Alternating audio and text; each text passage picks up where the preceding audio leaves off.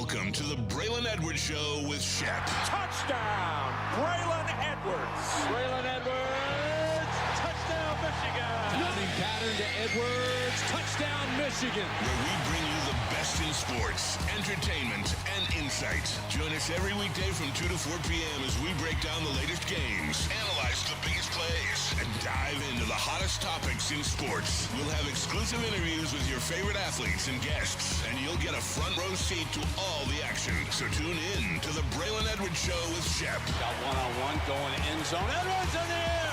Oh, what a catch by Braylon Edwards. His second touchdown of the game. On the Woodward Sports Network, where sports comes to life. This is definitely the place where sports comes to life, man. Welcome to the Braylon Edwards Show on Woodward Sports 2.0. Echo. Is that me? Rocky Road. Is that me? Are we back? Oh, yeah. Sounds good.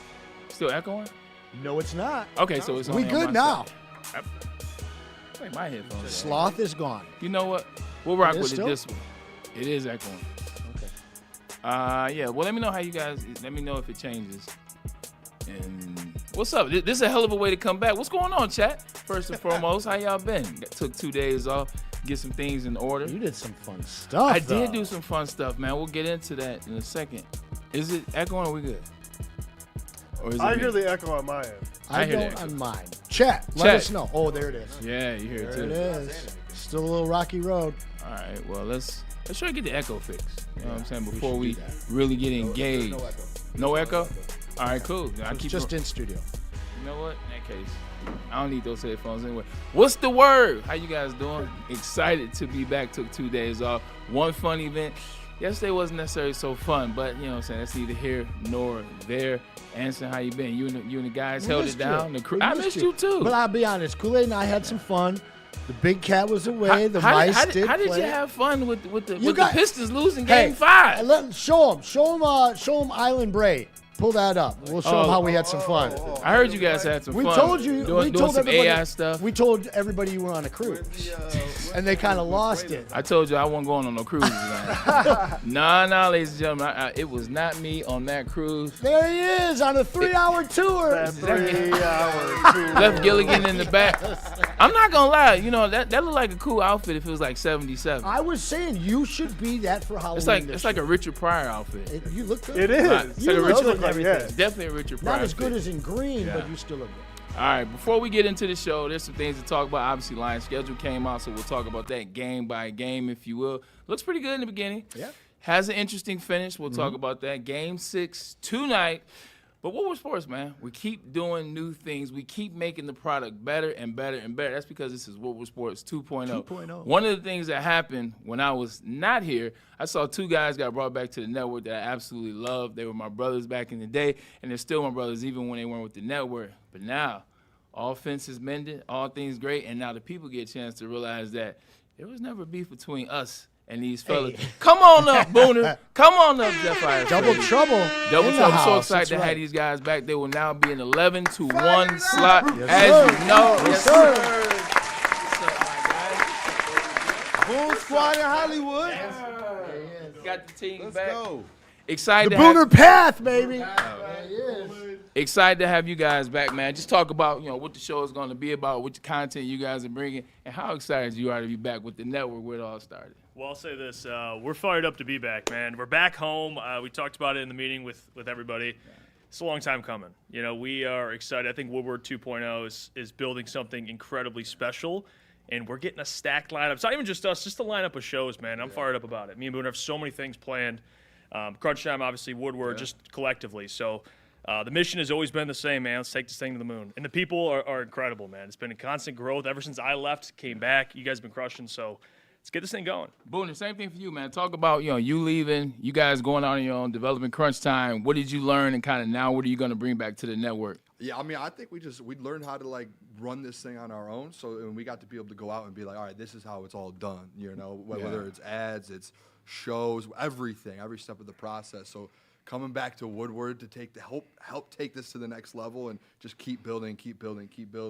Yeah. I keep saying I want to take this thing over. It's Detroit, it's Michigan, and it's nationally, it's international. Don't worry, we ordered plenty of blue Kool-Aid for this guy. Don't worry. We got a lot of Kool-Aid. That was the Booner Path is back in Woodward. Yeah. Like, we're good to go. That was my last thing. It's good for the people out there because there were a lot of people that were clamoring for information when you guys left, and you know how it works. And we're not able necessarily to disclose those things, but now that you're back, everybody's able to see. Ladies and gentlemen, there was one person involved, and that one person is no longer part of this network, man. It's a pretty simple thing. There you go. We get comments still, but it's pretty simple. 100%. So good to have you guys back, man. I just wanted to tap in first with you. I saw the announcement on Instagram as I'm talking to Jahmyr Gibbs. Oh, cat's out the bag. We'll talk about that. When I'm talking to Jahmyr, I'm like, fuck it. Oh, excuse my French. Hell yeah. Let's get this thing rocking and rolling. So glad to have you guys back, man. I wanted to bring you up. Appreciate you guys, man. People, 11-1. This is what it is. Oh, boy. 11-1 Crunch Time Sports. You know what it is. It is Booner and it is Jeff Alfredo. But excited to be back, man. Big time, man. Excited to Very be big back. time. I mean, these guys held it down on their own. Yeah. They were such a big part of Woodward before. And that's the thing. Sometimes you branch off on your own. You take that uncomfortable step and you grow, you learn more, and now they're bringing that growth, that new knowledge to Woodward 2.0. We couldn't be more excited. Hey, B-Lad, you do realize, like, we live. Like, we can hear you over there, big fella. We can hear you over there, big fella. Nah, just messing around. Speaking of B-Lad, Wednesday had to take off, had to cover an event, and at that event was none other than Jahmyr Gibbs, Derek Moore, as well as the national championship trophy. Ann Arbor is the home of two of those. Go Blue. Well, that one's, that was 3 years ago. We got pictures of that one. It's all good. Oh my God. There it is. You see what it is. Shout out to the boys, the 2025 Michigan Wolverines. They brought the trophy home. Trey McKinney was there. I guess I'll start with Trey since you. Wait, one more time. You put up there. Beautiful. Look Look at that amazing blue. You know why there's so much excitement there. So happy for you. But you know what? Anson said Michigan was going to win. So realistically, Anson knew that Michigan was winning the whole time. He called it. I give him credit for it. I Still get sucks basketball. as a Michigan I State. get basketball. Hey, no problem. Yeah, but Ball nor Anson. I think the reason why the excitement level was there, once again, what's up to the chat? I have to let you know I was thinking about you. Excitement level was there. I never held one. Like, I've never held an actual championship at any level. Like, we won the Big Ten, but that doesn't count. Like, I never had national championship, never held high school state championship, and obviously I didn't get a chance to play in the Super Bowl. So maybe be holding that up. Maybe that was me, like, getting out a little. I'm happy for little Trey pent McKinney. up. I'm happy for Trey McKinney because he got his national championship. I mean, if he would have gone to state, though, he'd have been a lottery pick. So it is what it is. It's a trade-off in life. Yeah, this is true, man. Championships are hard to come by. Not so much first round. But it's. Oh, no, I said lottery. Okay. I know something about that. I know something about that too. But it's interesting to see in this day and age with like the NIL and that now starting in high school in Michigan, that got passed last year. You see how fast these, I would just say young men or these young women, you see how fast they grow. I remember meeting Trey last year at the Allied Challenge, little golf event that they do every year up in Grand Blanc. And he was, he was shy, he was timid a little bit, he was a high school kid, Mr. Basketball, trying to figure it out. When I saw him at that event at UMCU, when I'm talking to him, energy was completely different. He was a whole grown man, like he was confident in what it was. He stared into the eyes. Like that transition from year one to year two happens quick, man. So shout out to Trey McKinney who was there. But I know everybody's interested in Jahmyr Gibbs and Derek Moore. When I tell you the questions I asked them, I kept it simple. I asked them, what is this season going to be about and how are you feeling? Jahmyr, very soft-spoken guy, not a man of a lot of words, although you start talking anime, he'll get excited a little bit. He's big into anime. You got me excited when you told me that. 100%, man. As we got you into anime, I told him for me it was Dragon Ball Z, and he was like, oh, man, I still watch Dragon Ball Z. I talked about Attack on Titan, and his eyes just lit up. But the confidence is there for the 2026 season. The confidence is there. I didn't ask him crazy questions. I didn't ask him about Drew Petzing. I didn't ask him about Mike Kafka. I just said, how are you guys feeling? He said, look, man, offensive line is revamped. We feel good. And it wasn't coach speak. And it wasn't just BS. It was like, I could see that's how he felt. So huge Jahmyr Gibbs fan, although I already was. And then Derek Moore, the second-round pick for the Detroit Lions, pick 44. Be glad I got a chance to sit down and talk to these guys. And with Derek Moore, it's the story. him from Baltimore, and his why. Why was a part of the conversation that they did at the UMCU, and shout out to them for having an amazing event with these kids. But the conversation was his why I play at Michigan, why I'm going to the NFL, why I do the things that I do. It's for my mom. He said, I want to get my mom out of Baltimore. I want to get my mom and put her here. I want to make sure that all things are right with my family. Like, he is a guy that's dedicated to football. He talked about working with Aiden already. He talked about the phone calls. He talked about already being inspired by him even when he was a freshman at Michigan. Aiden was his last year. I think Derek Moore is going to be a effing player. Yeah. Like, I'm excited. He was talking ball. He was talking concepts. He was talking schemes. Like, Derek Moore is going to be an effing player. Look for a lot of things out of Big 8, as I learned he's been called since he was little in Baltimore. Big 8 has big things in store in Detroit. Yeah, I really thought that this was going to be the pick for the Detroit Lions in the second round. You guys followed us during the draft, all the lead up to the second round. And it was a large part because of what I saw on his tape. His tape, endless motor, all kinds of technique, and just a badass. But I saw the interviews, and the interviews year after year of this Dan and Brad grouping and charge, they always go for company men. They go for the culture. You got to be able to play, but you got to fit this new Lions grit culture. And every interview I heard and saw, he did exactly that. He fit this new Lions culture. But you even telling me more about it, it just gets me that much more excited. Yeah, definitely more excited about that, and can't wait to see what they do. And we'll hear more for those guys as they get into training camp, as they get into OTAs, which have already started. Go ahead. I was going to say, do you want to hear from Mr. Jameer Gibbs? Yeah, please. I'll be glad he got that into the system for us. Let's do it. In college, Jameer, they teach brotherhood, and, we've seen the podcast, we've seen all that stuff on social media. How do you think the brotherhood is, or, the team chemistry is for your team right now, where it's at throughout the last couple of years? It's amazing. Ever since I've been here, it's been love for everybody. Everybody gets along. Everybody, hangs out with each other. I'm pretty sure everybody cares a lot about each other. So, like they say, you play harder for somebody you care about. In college, Jameer, they teach brotherhood, and, we've seen the podcast, we've seen all that stuff on social media. How do you think the brotherhood is, or, the team chemistry is for your team right now, where it's at throughout the last couple of years? It's amazing. Ever since I've been here, it's been love for everybody. Everybody gets along. Everybody, hangs out with each other. I'm pretty sure everybody cares a lot about each other. So, like they say, you play harder for somebody you care about. So I think that's what we do. And obviously, you're one of the best in the league for sure. Good at everything. But is there one thing that you're working on specifically this year a little bit different than last year? I try to work on everything. So, it's not really something that I think I need to, overdo. So I just think I keep everything, at the same level. Just keep, sure. Everything. Stacking days. Yeah. Heck yeah. Obviously, at Woodward Sports, a lot of fans of your game and stuff like that. What is your message to the people of Detroit? Appreciate all the support since I've been here. Hope you keep showing it. Appreciate for showing up, every game. It'd be lit, every home and away game. So appreciate that too. Jumping for sure. And yeah, go Lions. Appreciate y'all. And we appreciate you 100%, man. Excited to see what the season has in store for Agent Zero and the Detroit Lions. I like this picture you got here in the open, man. A little Jets uniform, little Jets action. I took my time finding it. There you go. There was two jerseys I wasn't putting on there. Yeah, 100%. One's Michigan and one's the Browns. They also are on the schedule this year. Yeah.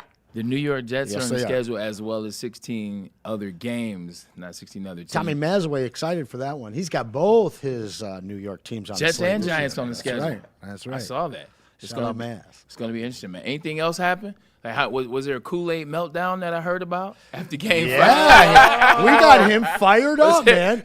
Tell me about this meltdown. Can I tell it? Please, all right, so go ahead. He, his measured Kool-Aid self, he starts and he's talking and then he's cooking, and then he heats up, and then he got hot, boy. And the rest of the room, we're all looking at each other. B-Lad and Justin, he's cooking up, man. He's cooking and it up. we just stopped and let him cook, baby. Kool-Aid, yes, he got hot. What were you cooking about? Because I heard it was even one of there those, was a man. slam. There was Trying a to slam. bring the table down, man. You got to watch out. This is a new set. I forgot. Forgive me, please. But it was in good spirit and good nature. It was just a culmination of everything. Knowing this, even though those refs were so horrible and inconsistent, and I do believe they're making the product worse than it should be, the Pistons frustrated me too, and I think that's what came to a head. They were good enough to win, and they didn't. And so both of those kind of just met at the same table, got the energy of the desk, and tried to hold it down for you, brother, while you were gone, man. Glad to have you back, but hopefully those Pistons have us in victory shades on Monday. That's happening. I know. Mines are getting dusty. Yeah, what's up? Right. 100%. The Pistons haven't won in 3 games, so that's probably 6 days. Looking for the Pistons to win tonight. We'll jump or 3 series against Cleveland. This could be 4 straight we dump to them in the playoffs. And there's no LeBron. Yeah. And there's no LeBron in this one. So we'll get into real quick. Yeah, go ahead, please. Yeah, real quick. Hey, you want to read this one? Echo. Come on. Football guy. Yes, sir. So here, I'll take this. I'll take the honors.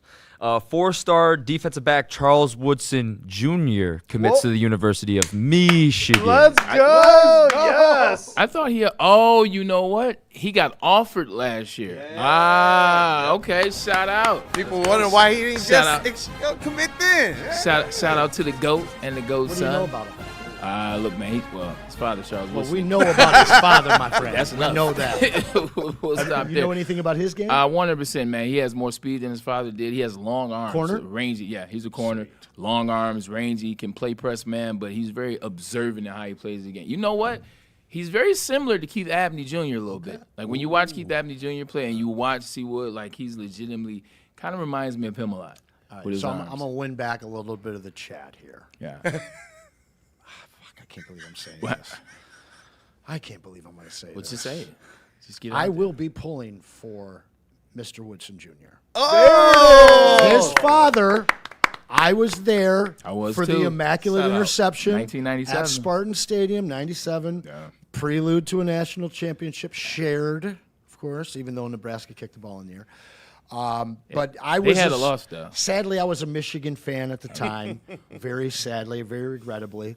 But I don't know how you can be from Michigan, either side of the fence, and not have love for Mr. Woodson. So like how I do for I Tom will Izzo. be cheering for his son. I was holding back the smile while you told this story. I'm going to still hold it back, but I'll give you that admission. One thing about the rivalries, like greatness is always appreciated. And whenever I talk to Michigan State people for however crazy they are and all the BS and some of the stuff that I hate, like there's always respect when it comes to my time on the field. When they mention other individuals, Aiden Hutchinson, his time on the field, etc. So Glenn Rice. That is, shout out 1989 national champs. But I see something came out while I was away. I see the schedule came out. Oh, the Detroit Lions. Speaking Quite of the football, deal. I see we are week 1 through 18 with the schedule. Do we need to play around?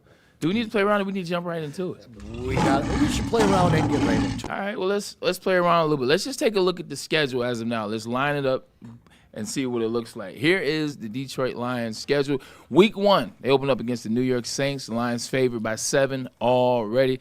I like this. It's a good first game of the year. It's a good opening. The Saints are a team that are probably the Detroit Lions in 2022 to start the season. A team that has some promise, has some potential, has some players, but they're not ready yet. They're not ready to attack the Lions, so I think that'd be a dub for the Lions. I agree. That's a good home opener to get the ball rolling. B-Lad and Kool-Aid, you guys see a win there? Kind of opposite last week. We all going 1-0? Last year. For week 1? Yeah. Yeah, 1-0 for sure. Okay. Statement win. Yeah, I think Definitely. I think we cover spread as well. 100%. And then you have the Saints week 1, which is perfect for the lead into Thursday night football week 2 against the Buffalo Bills. And ladies and gentlemen, this is the game pretty much of whose Super Bowl window is closing. That's what the conference were last year. Even though the Bills made the playoffs, they didn't necessarily have such a great showing considering there was no Lamar Jackson, there was no Patrick Mahomes. They got put out in the second round to Denver Broncos, and Josh Allen, who I've heard all these playoff mythological stories about, he looked like the worst version of himself. So you have them as well as the Lions, who didn't make the playoff last year. Week 2, Buffalo Bills, who you got? $3,000 for upper deck seats. Yeah. Like the most expensive. 3G? Upper deck, second to last row, over But you got $3,000. The get in Okay, is but what, you- $600? So I'm just But you telling have to mention why, though. Well, it's their first time in the stadium. There you go. Yeah. And the And it's the NFL's first not letting them primetime lose game. that. Yep. Yeah. They're not letting them lose that. Spot on. And the Lions love to go 1-1. Correct. So- another good point. Anson. 1-1. Good job. Anson's on his game today. He is. Not saying you're not on. I had to while you were out, man. I see you. Okay. Kool-Aid held me up. You know, we got this awesome squad, but yeah. Hey, it's the family, Lions like won it. Bray said. Oh yeah. That's Okay, right. so We're you all going with the family. Bills. B-Lad, what you got? Game 2, what you thinking? I'm taking Buffalo Bills as well. First game in the new stadium, I feel like it's going to be absolutely jumping, and I think the Lions, Anson hit it right on the head. We like to go 1-on-1. I remember a couple years back where I was calling for a Seattle Seahawks W week 2. Oh, man. And when we lost, all my friends just let me hear it. So I'm never making that mistake again. That was still in that phase. It was this weird phase where the Lions could not beat the Seattle Seahawks. What was the record? It was like 0-8, 0-9 at that terrible. They've time. always had our number, Like, it feels like. we didn't AG beat. could not solve them for the longest. I don't think we beat them until 2023. We celebrated that. That 2023, I think, that is was when we that finally was got that them. game where David Montgomery trucked Woolen. I believe that was like the craziest Shout run out I think to I've ever D-Mo. seen. Yeah. I think there's gonna be. He'll be one of those players. You know how like when a player leaves the team, you talk about him a little bit. Like when there's you, I'm gonna miss you him, see man. moments Yeah. that he fits the moment. I think Demo will be that player.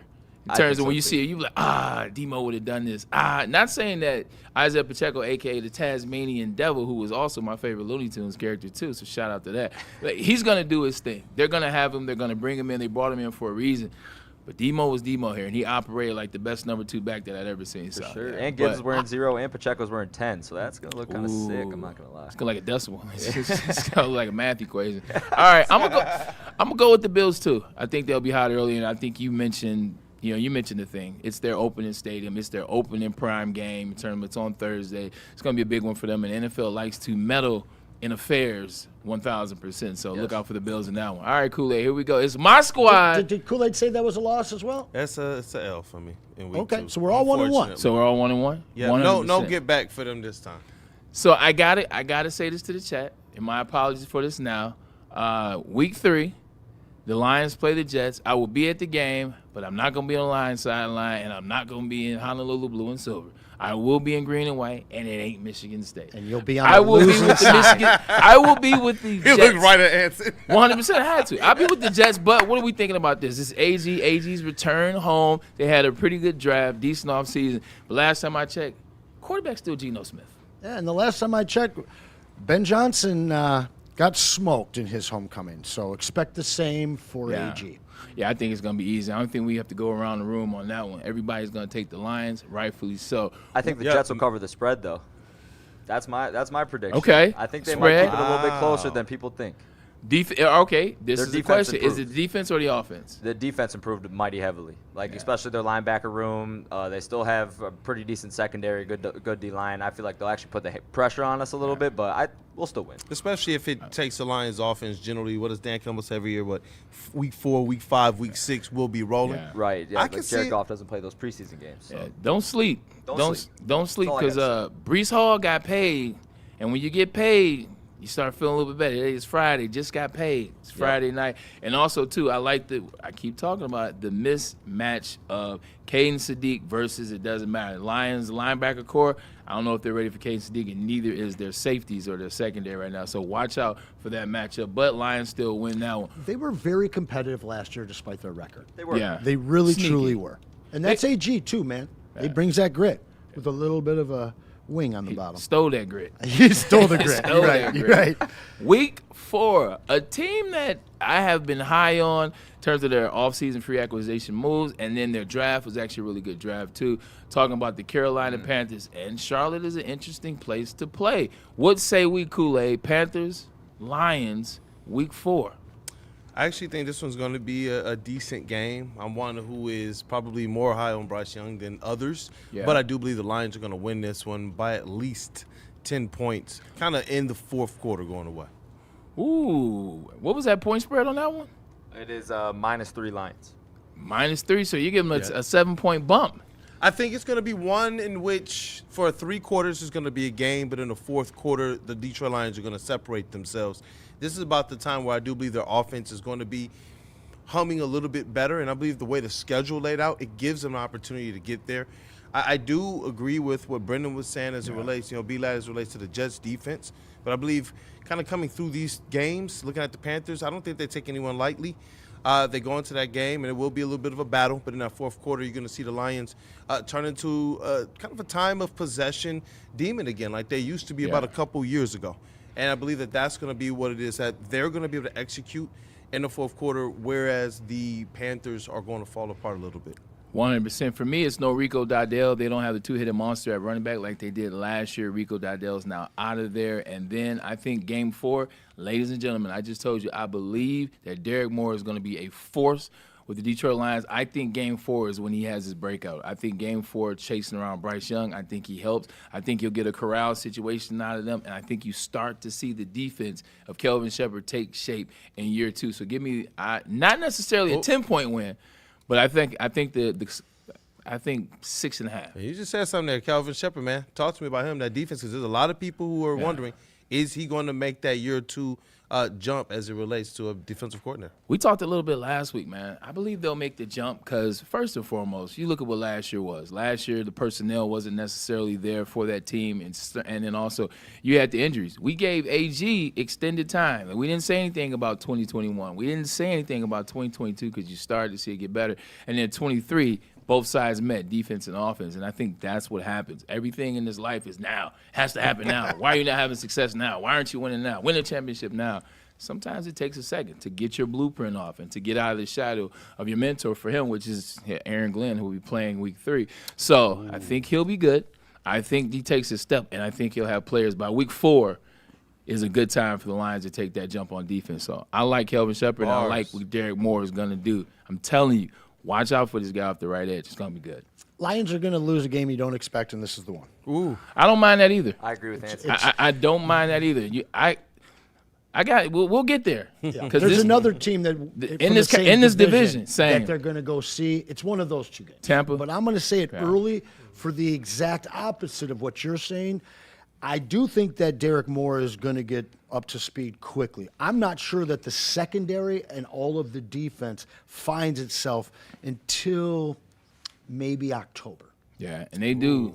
Carolina Panthers, they've added a couple wide receivers down there. Their wide receiver core will be able to help out Bryce Young, but it's just about how that run game can do and how their center position does. Because last time I checked, we got that guy here in Detroit, and Cade Mays.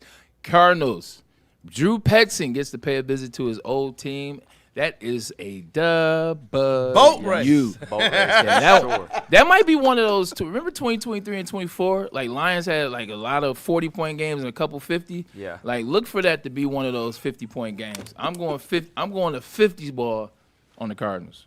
I mean, Drew's got that one circled on his calendar. Yeah, So 50 ball. I expect this game to be the one that they rebound from a 2-2 start where, you got the fan base a little up in arms and worried, and then all of a sudden they come out and absolutely smoke this squad and go on a run. Yeah, if Drew Petzing doesn't know the offense for the Arizona Cardinals, ladies and gentlemen, the Lions offense is in trouble. Who's their quarterback? Jacoby Brissett, and then they drafted too. Yeah, that's a W. Yeah, they did draft somebody. Is it Beck? It might be Beck. I can't remember who they drafted. They did draft a quarterback. They did draft a quarterback for sure. It might be like Beck or oh no, Drew Aller's on the. He's on Pittsburgh. Yeah. He's on Pittsburgh. They said they had to break his whole game down. Like when you watch Drew Aller, his Pittsburgh footage, the ones that they finally start to release, he looks like a quarterback that's a freshman in college when you're going through drills and going through stuff. Real that's slow. They don't teach the quarterback position at Penn State. Like every quarterback that comes through Penn State is some 6'2" hybrid of a 2-guard in high school, played basketball, that can run a little bit, doesn't have the strongest arm, like plays backyard football. Like you look at Penn State's quarterbacks for the last 15 years. They're like copy, paste, copy, paste, copy, paste, copy. They were the same when I played.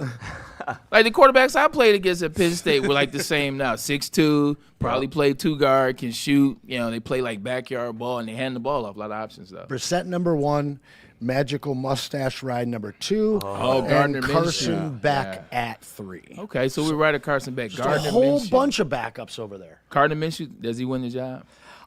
He will give the Lions fits in week 5. You didn't hear what I called him. I heard something. Cardinal Minshew. Not Cardinal Minshew. Hey, I like that. I wanted to just say, shout out to Dante151. Get him in the chat. He made his profile picture, Mr. Braylon Edwards. What? See? Joe Harry called it out, man. He said it's insane. That's my guy, man. I said he's on the Mount Rushmore, but we got to do the official. But shout out to Dante. Should we take a moment to remind them? 100%. Okay, guys, I'm doubling it today. It's Friday. Ooh. Every super chat, you're getting double the spots. You guys have been doing it all week. We're sending this Ndamukong Suh jersey home along with the Johnny Mustard hat. Sweet hat, to be honest with you. So keep them coming in. First one for Freddie Felt. Side note, Drake makes music the way Karl Anthony Towns plays basketball. Bro, oh, my God. Facts. Iceman Zesty. equals trash can. We're not talking about George. Music.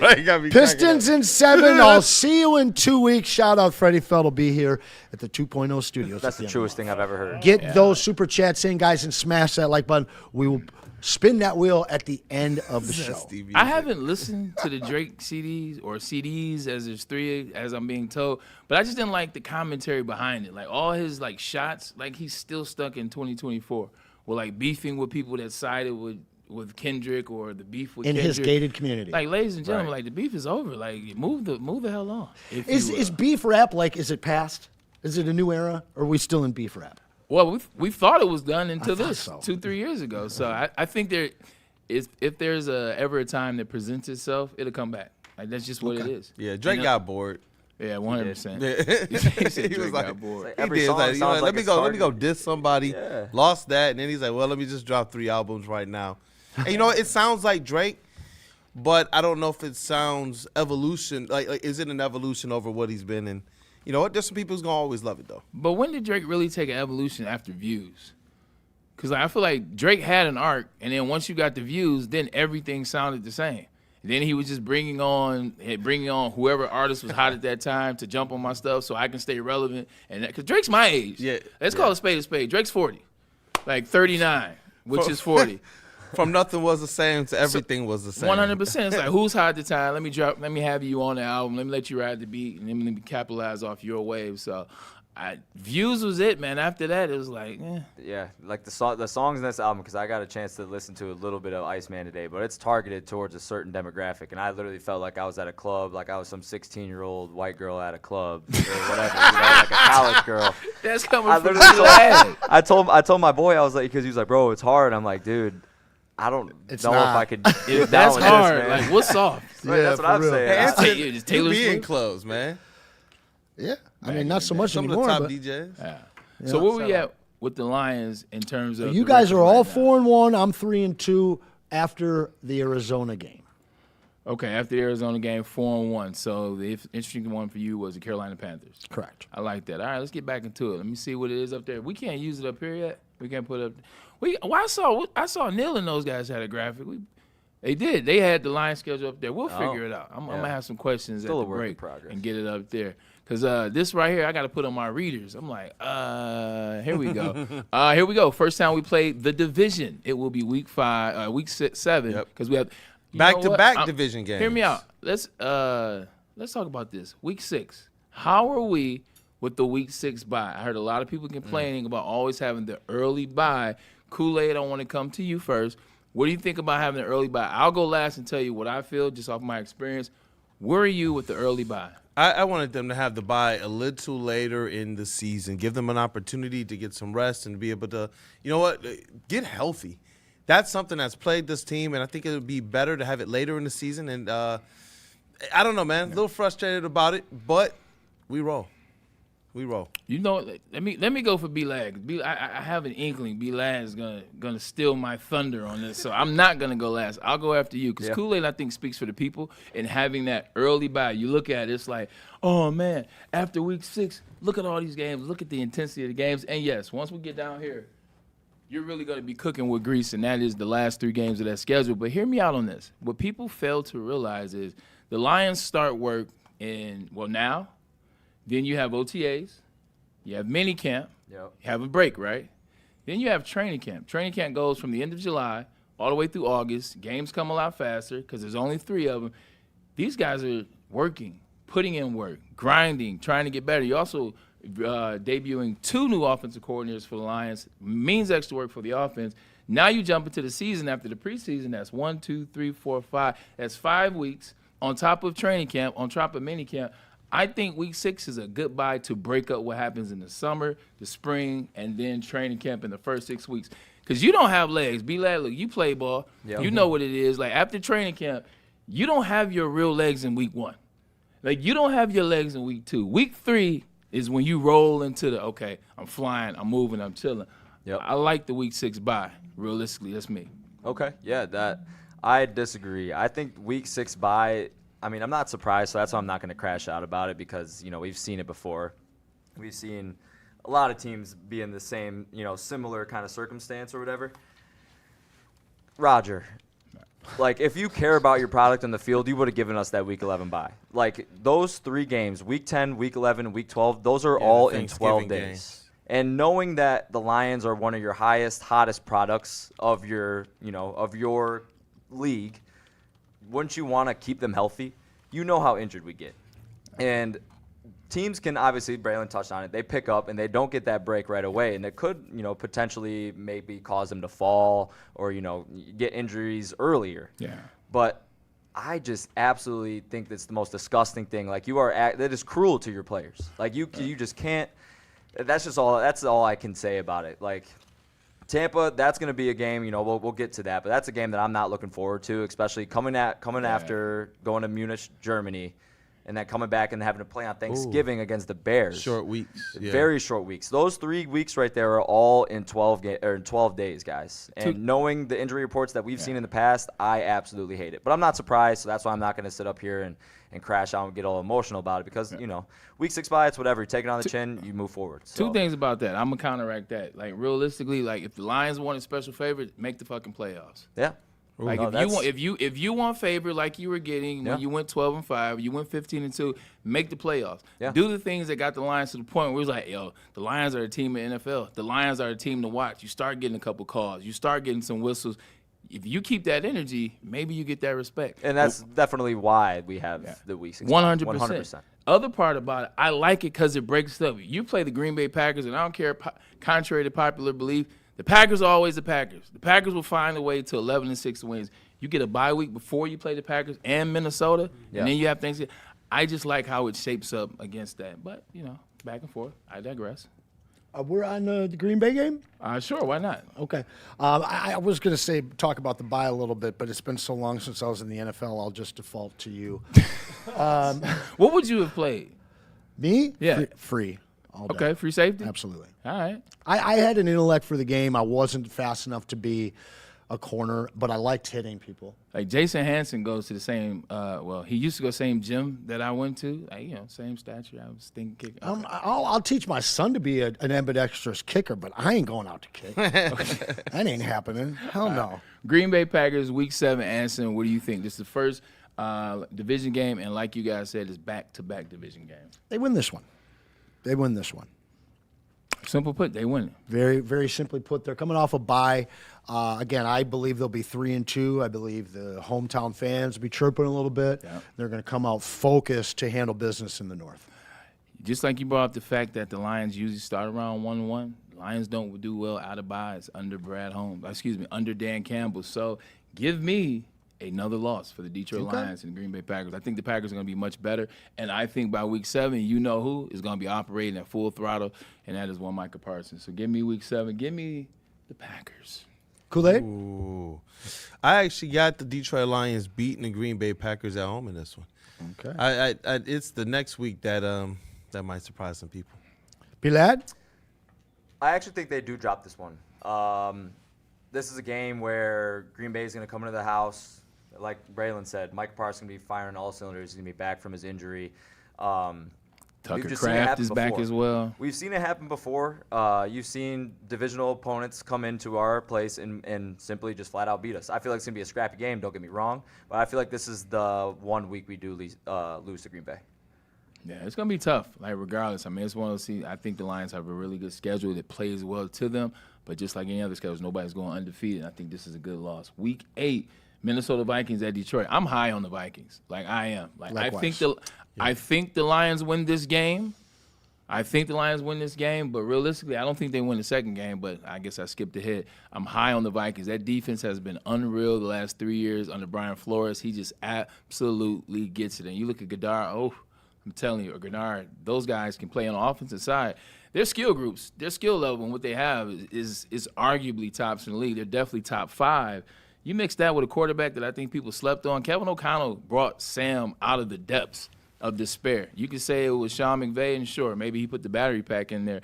But Kevin O'Connell is a quarterback whisperer right now. He's that guy in the NFL, and now he has not Sam Darnold, who was number 5 pick overall. He's got a guy that was one of the best baseball talents in terms of Kyler Murray, and then he came out as a quarterback, number 1 overall. I think this is a revamp for him, but I like the Dolphins in game 1. I like the Lions week 8 against the Vikings, but don't sleep.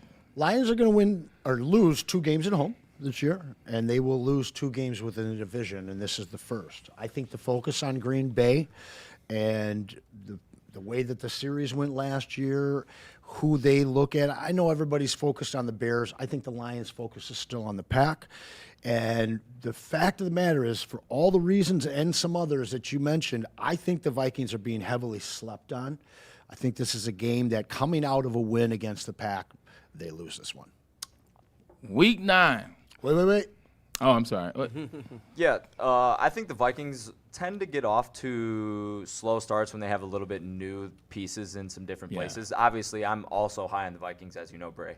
Yeah. I think they're going to kind of surprise some people towards the end of the season, and I think, Kyler Murray being in the new system, kind of picking up some things. This is his first time he's playing the Detroit Lions as a divisional opponent. I like our odds at home. I don't really like our odds on the road once they really get things going towards late in the season, but we'll get to that. So I think the Lions actually do walk out with a dub after dropping Green Bay the week before. I think Dan's going to talk some sense into these boys after that game.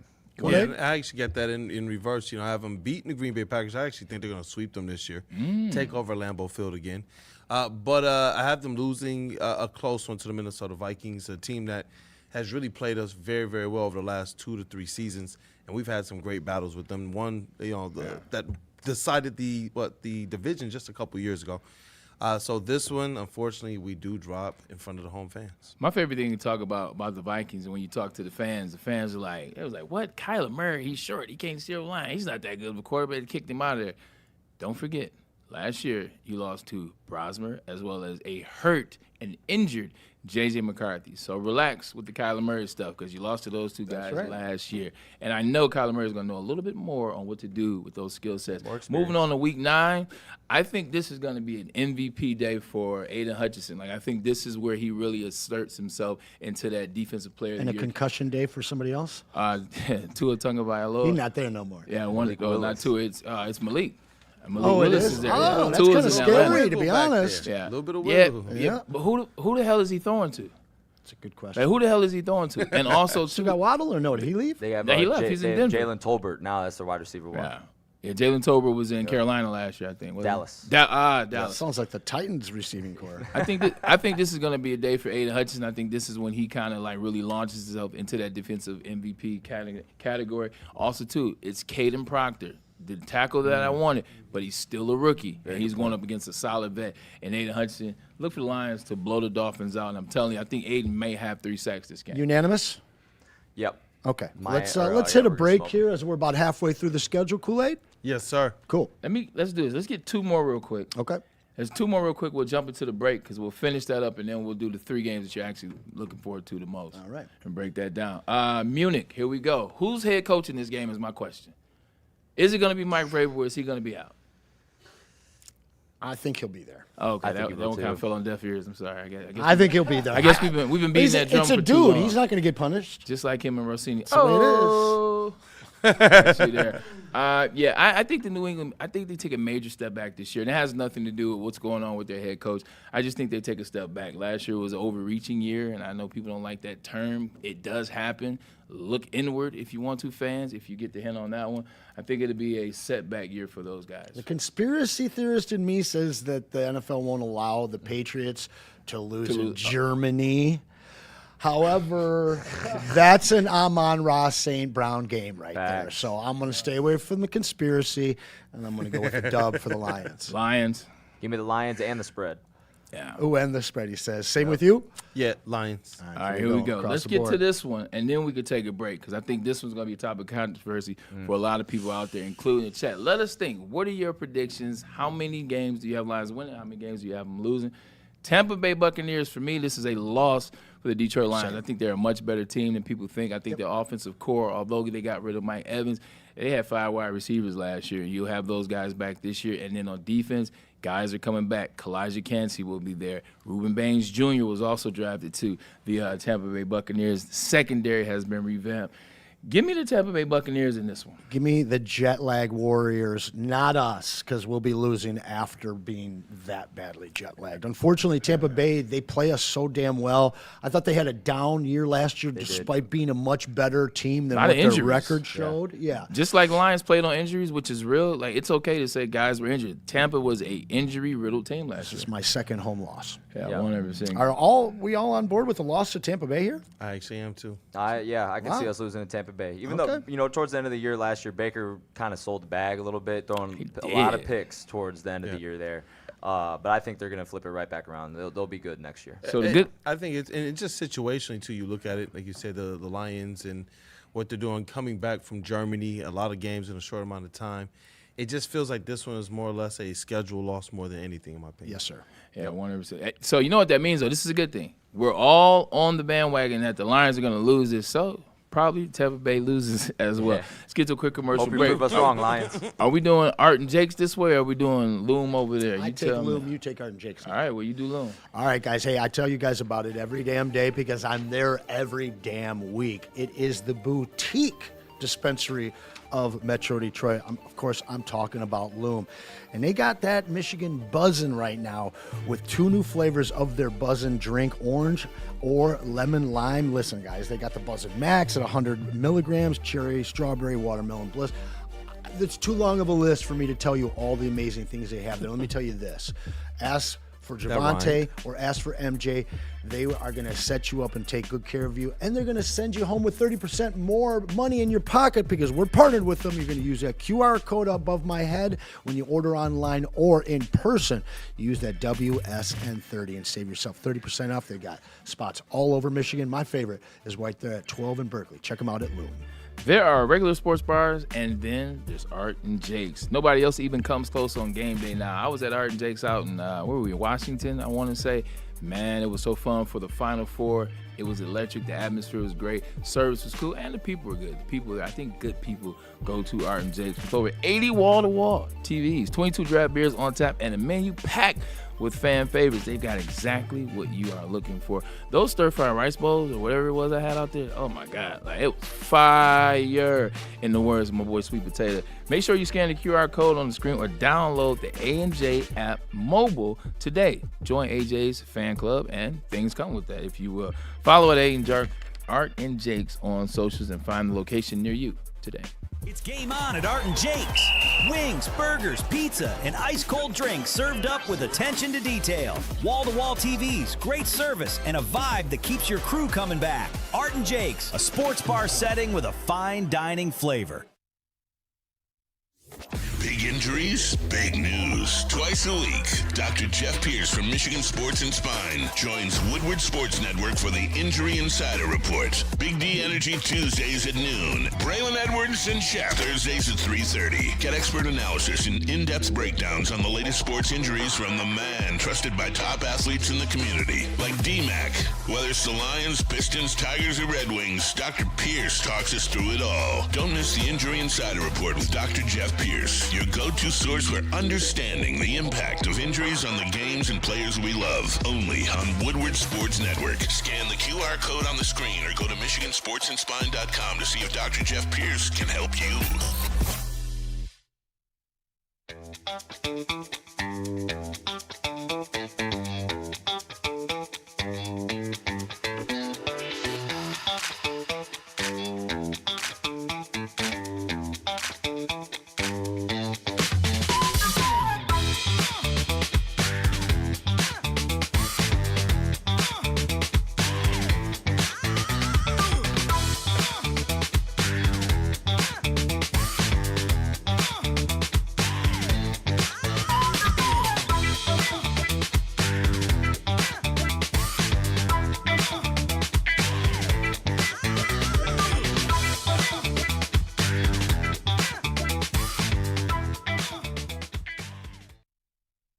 Miss all the Detroit Pistons coverage on Woodward Pistons on YouTube. Head over and subscribe now for in-depth Pistons coverage, player interviews, roundtables, and live watch parties. The bad boys of Detroit media are here. Woodward Sports. You know how some things are so good they should be world famous, but they're not? Our house-made vinaigrette is one of those things. And the antipasto salad, we drizzle it over. Same with our hand-battered chicken tenders. Original recipe soups and pasta sauces.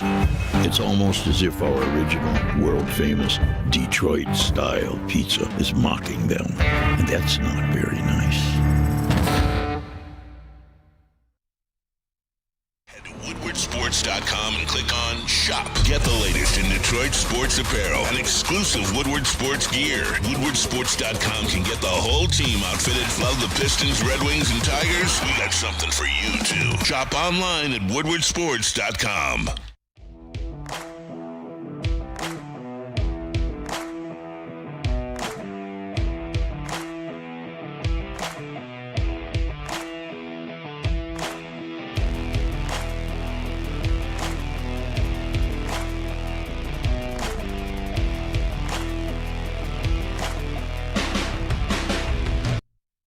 Planet Fitness, where your fitness is essential. Over 2,700 gyms around the nation. There's one gotta be by you. There's legitimately one right across the street. There's one everywhere, so pull up. It's home of the no judgment zone. Nobody's judging you. Want you to come in, march to the beat of your own drum. Get your workout in. We're here for you to start your journey, continue your journey, or even excel your journey. Gym is super clean as well as the equipment. So come on, it's comfortable, you'll feel good. There is no judgment in our trainers on staff. So this is the gym for you. Remember, we're all strong on this planet, and that planet is Planet Fitness. Pistons playoff games this weekend, man, no better time than to go stock up on some all-day IPA from Founders Brewing. And they are celebrating their 15-year anniversary of the leader of the IPA category. Again, all-day IPA. It's got the citrusy, crisp, and refreshing, perfectly balanced taste to go along with that 4.7% alcohol content. Gonna last you all day, guys. So next time you're watching the game, like tonight, go and get yourself some all-day IPA, but make sure that you enjoy it responsibly.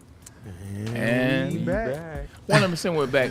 Speaking of Planet Fitness, where your fitness is essential. Shout out. Ladies and gentlemen, let me give you a little public service announcement. Man, give me the camera. I want to make sure you guys can see me. I'm going to dial it in on this one. Okay, here you go. I appreciate that. Look, when you're in the gym, getting your workout in, when somebody else is getting their workout in and they have the headphones on, because everybody uses it. Everybody has the AirPods or they have the headphones, the Beats by Dre's, whatever you rock, whatever you wear, that's cool. When guys, girls, however you identify, you have your headphones on, take that as a sign I am locked into my workout. Like, often enough, people will come up to you with headphones on and still try to talk to you. Ma'am, sir, I have headphones on. I'm trying to work out. And the problem is I'm too nice, so I'm always like, hey, how's it going? What's up? What's up? How you doing? And then the conversation, it goes, it extends, it continues. I don't mind saying hey. Nobody minds saying hi. But realistically, leave me alone. I am trying to work out. Do the same. I just don't understand it. It has nothing to be with who I am. Stop talking to people that are working out. When somebody Jesus Christ. when somebody's holding the side of their It's earphones, awkward. still holding it, they want to get back to work. If they actually take it down and put it around their neck, they want to touch it. I'm curious though, who gets bothered more at the gym? The legend Braylon Edwards or the smoking hot chick? Probably me, because they're too scared to talk to the smoking hot chick. I'm being honest. I don't think you're wrong either. Because if you come up to me, it's like I'm coming up to him to show respect, which I always talk and always engage. I'm not telling you don't come to speak to me. Come to speak, say hi, and then bounce. And then They bounce. try to extend the conversation. So I would say, Hey, look, I got this idea. You know, maybe you can invest in it. No, it's more like, hey, look, man, like we would love for you to be on our softball team. Hey, look, my sister would love to date you. Hey, look, why don't you come to my son's high school graduation? Hey, look, why don't you come to Wait, my you son's getting hooked bar up, mitzvah? huh? The softball thing's real. What? I get All emails the from time. people trying to get him on their just one I day. like softball, but one like day. I can't play in everybody's softball league. All right, Chad, I got a couple questions for you. Who's more intimidating at the gym, Braylon Edwards or the hot chick. And then the other question is, where are your super chats at? We want to hear from you guys. We want to hear what you think the Lions record will be. We want to hear what you think the Pistons are going to do tonight. We want to give one of you this Ndamukong Suh jersey along with the hat. Again, all the super chats are doubled today, and we're going to spin that reel at the end of the show. Smash the like button as well. Let's jump back into that schedule. Put the schedule back up. Yes, if please. you would, gentlemen. I think we left off on the Tampa Bay Buccaneers. Here we go. Jump into Week 12. Chicago Bears versus the Detroit Lions on Thanksgiving. Lions not necessarily great on Thanksgiving. Not necessarily great on Thanksgiving. I don't get why. I don't understand it either. Here you go. Another opportunity. Ben Johnson. This is going to be an interesting one because although Ben Johnson may have won the division, got to the playoffs, did all that in great fashion, he was rolled up in smoke against twice. the Detroit Lions last year. And the game that they really wanted, they tried to downplay that January game. They tried to downplay it like, we played a little bit. We were circled, You tried to win. You got your ass whooped. It's okay. So, with that being said, both teams have something to prove. Lions, they did win 2 games, but they don't make the playoffs. Bears, they go 12-5, but they lose twice. Who do you got in this game? Game 1, Bears, Lions, at home, Thanksgiving, 1 o'clock. You know what time it is. Is the turducken on the table? Can he really pick catfish? Losing back. Oh. There you go. Yeah, Iceman. I love that. I'm going to write the NFL. No, I don't want a turducken. I want a damn catfish for after that game. Fried catfish. That sounds good. All right, it does, man. A little breaded, you know. That sounds good. Listen. All right, we are rectifying Thanksgiving. Yeah. We are owning Osama Ben Johnson. And coming back from a loss, we're going back to old school. We don't lose back-to-back games this season. All right? You see where I went there? I know you guys prefer Pistons, Anson, but Lions, Anson, you can like this a little bit. We take that as a dub. We are not losing another Thanksgiving game this year. Yeah, it happened a lot last year, man. Where you at with that, B-Lad? Lions, we own the Bears, and we cover spread. Oh, you sound like Aaron Rodgers. I hate the Bears so much. I own you. I still own you. Whoever you think I am, I am. Yeah. Number 1 pick in the draft. 100%. All right, I was looking at their schedule. That's all. Kool-Aid, where you at with this? Here we go. Absolutely. November 26th, Ford Field. Is going to be great this year. It's going to be great. It's going to be a celebration of eating because, you know what I mean? We start eating the food about the same time that the game comes on, like the early Thanksgiving lunch, and it's going to be a celebration. It's going to be people laughing. It's going to be kids outside playing football, and it's going to be us celebrating a Detroit Lions victory. Eating that turducken cat. Yeah. Oh.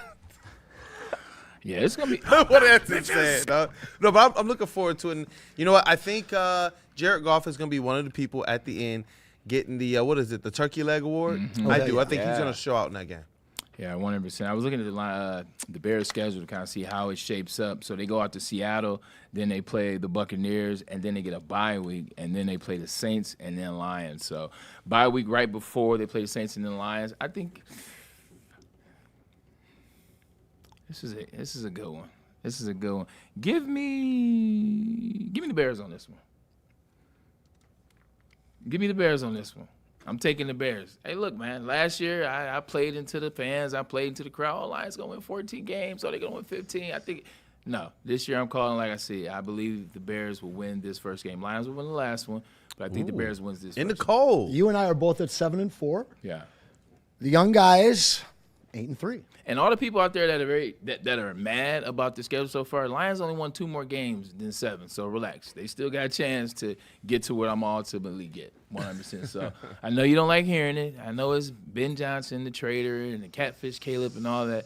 I think the Bears will win that game. Moving on to the Falcons. Now, we're going to do something after this, the top 3 games that you are wanting to see. One of them has to be the Falcons. Not because the Falcons are going to be a threat.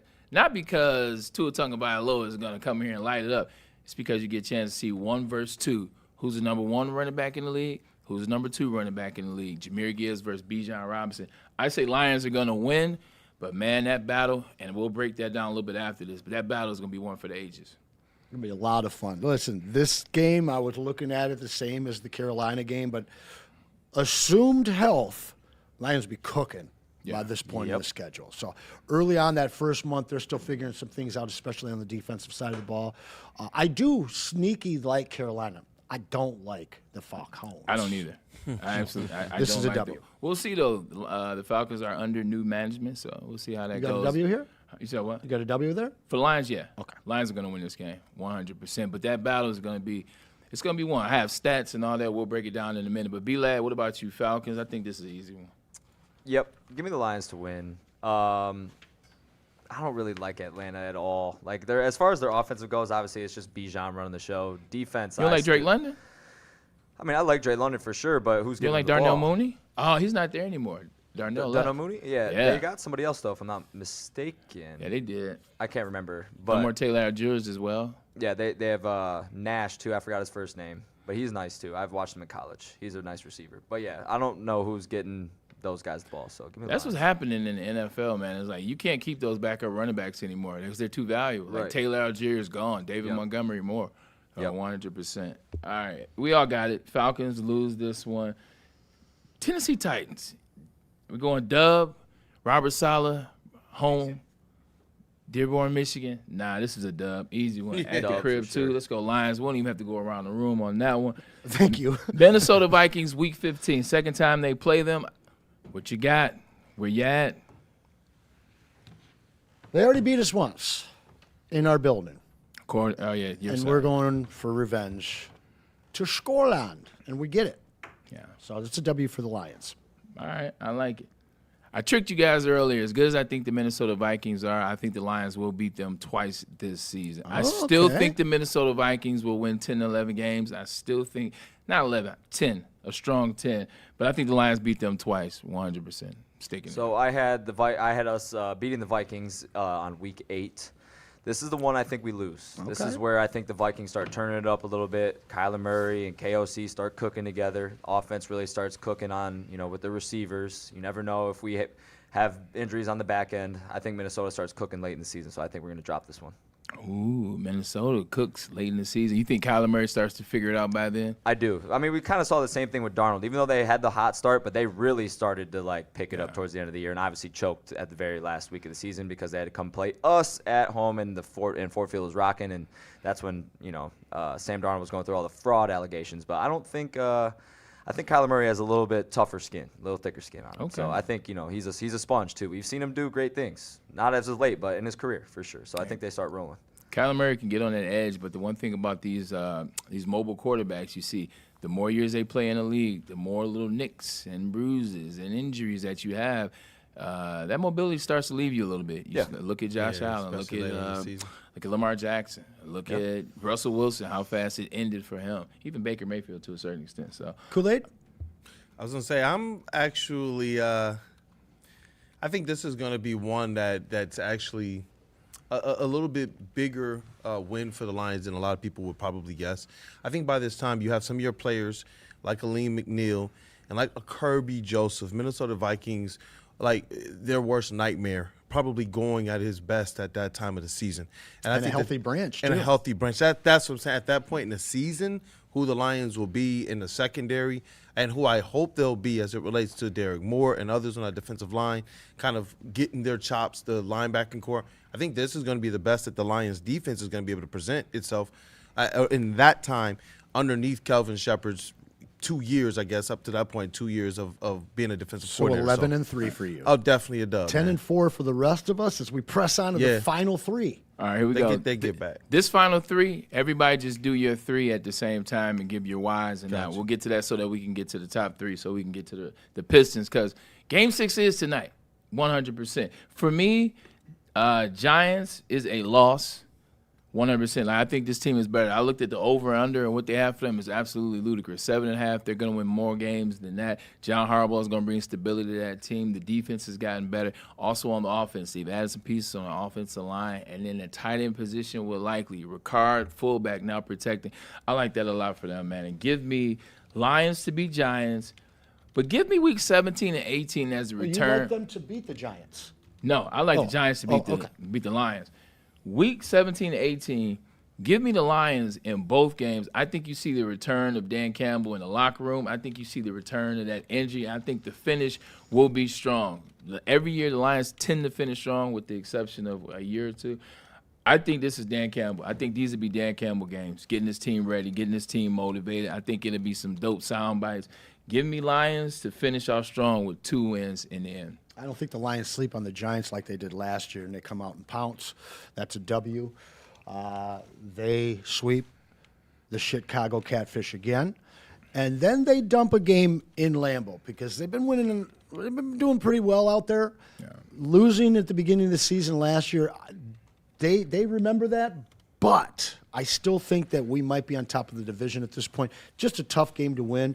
I see them. That's going to be for the division. Well, and to be honest with you, all season I've said 11-6, and as we're going through this, as I went through it last night, I ended up at 12-5, but I still kind of feel 11-6. I'm just not sure where that unexpected loss is. Yeah, it's a couple unexpected ones in there, but what does that put me at, 12-5? You and I both. Yeah, I like 12-5, man. I think it's a sneaky 12-5. I think it'll be a team that gets better as it goes along. Players become healthy, become a better version of themselves, and I think you start to see the gelling of the new players in the draft.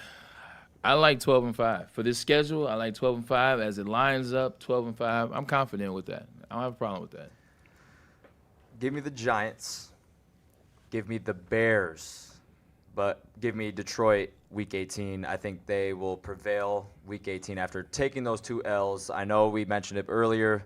We're bringing back the no back-to-back losses, but Giants, please don't sleep on the Giants like we did last year, but they've gotten a whole lot better. That defensive line completely revamped. I mean, it went from good to great. Like, it's a really good defense they got over there. Like, y'all couldn't cover Wan'Dale Robinson. Like, they let go of Rondale, but they have Neighbors back. But that's what I said. Y'all couldn't cover Wan'Dale Robinson. Yes.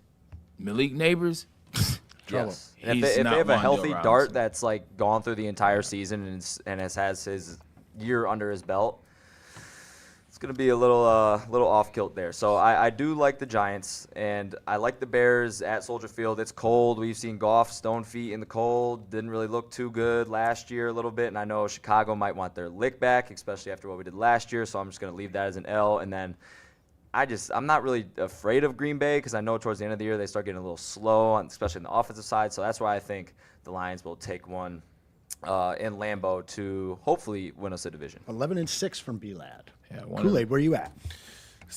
You know what? Same thing as a B-Lad. That Giants game, to me, I just don't have good vibes about it. And the Bears one, it's always funky, funny things that go down. When the Detroit Lions are playing the end of the season in Chicago. But the Packers, as I said earlier, I believe we sweep that one. And I believe it should be 12-5 for the Detroit Lions. 12-5 across the board, except for B-Lad, which, listen, it's probably me just in my hate for the Catfish that says 12-5. Oh, trust me, I hate 11-6 is respectable. I'm not sure if it's enough for the division, though. Yeah, and that's what I was going to say. If that's where he's at the end of the schedule, then he's got the Lions as a wild card. Okay, that makes a lot of mathematical sense. Really close. Okay, because I know if I'm not mistaken, I know Chicago has a pretty difficult schedule as well as Green Bay. I didn't look at Minnesota's, but I know Chicago and Green Bay are both pretty neck and neck for pretty tough looking opponents. I really think Week 18 is going to be for all the marbles. Yes. I think it's going to be very similar to what the Lions Minnesota 2 seasons ago. Mm-hmm. Yes. I think that's what you're getting in that week. 100%. Man, so that's why I'm that way. in the day. Let's do this quick, and then we can take a quick commercial break, and then we can shift to the Detroit Pistons. What 3 games are you most excited for? Obviously, I teased the Falcons one because I want to see Baligian and Jahmyr Gibbs. Who's the best running back of those 2? Ooh. See how I did that? You want to throw something up I just threw in Slack? I made this shirt a while ago. Yeah. And my cousin didn't get it, so I was like, okay, it's stupid. And then I showed everybody here a couple days ago, and they're like, that's awesome. I'm not sure I totally believe this shirt. Listen, there's one that's more electric, but there's one that has a better overall, all-around game. The pass protection for Baligian is better. I think that he can handle a larger workload, but when it comes down to Gibbs, did you see my shirt there? I just it was on this TV. Okay, did you see it though? I did. The better than Baligian, like Dijon? 100%. Do you like it? Yeah, I do, but it's not true yet. It's not. Oh, it's not. But we'll wear the hell out of it in Detroit. Don't say Kool-Aid. Don't say I'm throwing the lob. You already know me. Don't say I like clips. I mean, talk to me. When you look at Barry Sanders and what Barry Sanders could do, like he was electric. And I hate to put him up against Emmitt Smith, because I do think he was a better running back. But Emmitt Smith was better in pass pro. He was a goal line back, and he caught the ball a lot. I think that Barry could have done all those things if they chose to use him in that fashion. But the way that Bijan is used, it's superior to the way we've seen Jameer used up until now, because there's no Monty. I think we see a new Gibbs this year, but can he withstand 350 touches? Yeah, I think realistically Jameer is a damn good back. And I think he's electric. He's the most electric player in the NFL to me, like hard stop. Yes, I think he's the most electric player in the NFL. Any given moment can be the number one highlight that you will see that season or the number one highlight that you'll see that week, 100%. But it's everything you said about the workload that Bijan can handle. When they got into the NFL, what was the conversation? Start there. The conversation was Bijan's going to be the best running back in the league. The Jameer Gibbs conversation, can he be a number one back? He was a reach. Like, can he be a number one Right. back? Bijan was that. You look at what Jameer came into, because you try to compare the touchdowns. You know, you look at him, Jameer's got 49, Bijan's at 35. But look at what Jameer Gibbs came into, and look what Bijan did. Offensive coordinators have sucked for the Falcons for the last 3 years of trying to figure it out. Even last year. Last year was a bad offensive coordinator for the Falcons, bad offensive coordinator for the Lions. But look at Bijan's output within that. You still had 1,820 receiving yards. Imagine Bijan in this offense. So, Bijan's, I think, the number one back. It's They don't know close, how to, though. but they don't know how to use him. I know. Correct. Imagine if he was in this offense. And that's the thing. You reverse roles. What is Jameer Gibbs in Atlanta? What is Bijan in Detroit? 23, 24, 25. Yeah. I mean, again, though, you have to assume that a coach is going to use him as the back. That's what Drew Petzing is here. But I don't know if that would have happened had we been able to draft him instead of Jameer. I think that Dan likes that compliment 1-2 punch. I think we're going to see more Pacheco than people realize. It's not going to be as much as Monty, but you're still going to see plenty of them. I personally don't want to see Gibbs get 350 touches. No, because it dumbs down the career. Like you Absolutely. get 350 career. I mean, you get 350 touches a year. You're in pass pro more often than not. Hey, your career is a strong 8. Yep, it's a strong. It's all happened to Todd Gurley. 100%. All right, so for me, it's the Falcons game, and then it's the Bills game. I think that makes sense. I've kind of talked about that already. The Bills fell short last year. The Lions fell short last year. Whose window is closing? Maybe neither, but I think that game. And then it's the Bears, but it's the first Bears game, which is the Thanksgiving Day game, because I think both teams have a gripe. Both teams have something that they want to prove, and what better day to do it than Thanksgiving at 1 o'clock. So give me the Bears, Thanksgiving, Bills, and Falcons. Week 1, I just love week 1. I don't care if it's the Aints or not. I'm excited for that game. That's fair. I like waking up early for the overseas games, so that one's kind of high on my list, but not higher than the Thanksgiving game. And then that Week 18 in Lambeau, I'm always up for that one. Super chat the games you want to, or that you're excited for. I'd love to read those as well. We do have some super chats in terms of the Lions record. Once we finish going around on this one, we'll clean those up. Absolutely. You're talking about the Your 3 you're most excited for. 3 I'm most excited for, yes. Personally, I'm most excited for that Week 17 and Week 18, obviously just based off of the expectations we have going into the season. I think those 2 games will be pivotal for where they place in the playoffs. And, I mean, this is one that I kind of, when I was going through the schedule that I liked a lot. Lions at the Panthers. That's gonna be a sleeper game, and it's on Monday night, if I'm not mistaken, ESPN game, so it'll be prime time. And the Carolina Panthers, they showed bits and pieces of some flashes last year that they can really hang with some of the top dogs, and we're on the road. Obviously, I do like Lions at Buffalo Bills' new stadium and all that, but I'm looking forward to that Monday night game in Carolina, 100%. I think when you look at the Lions' schedule as is, it reminds you that they had a bad season last year.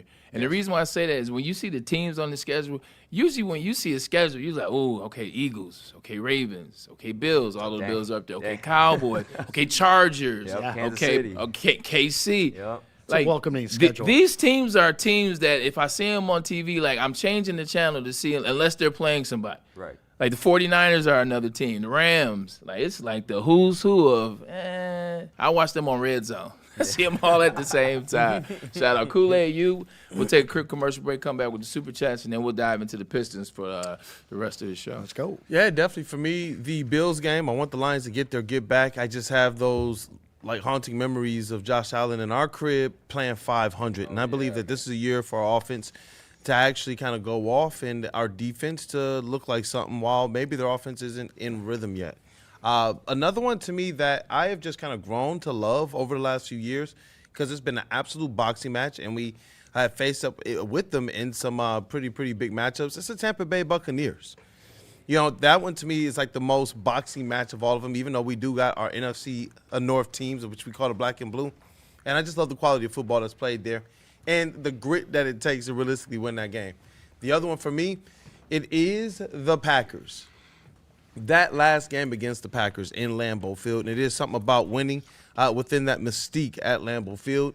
And like Braylon said, I believe that one's going to – it's going to be for the marbles, man, in the NFC North for me. So that is the other one that I am looking forward to. So, yeah, for me, the Bills, Tampa Bay Buccaneers, and the Packers. Anson, we got some super chats in there, man? We absolutely do, guys. Let's get it Keep cracking, those super man. chats coming in, guys.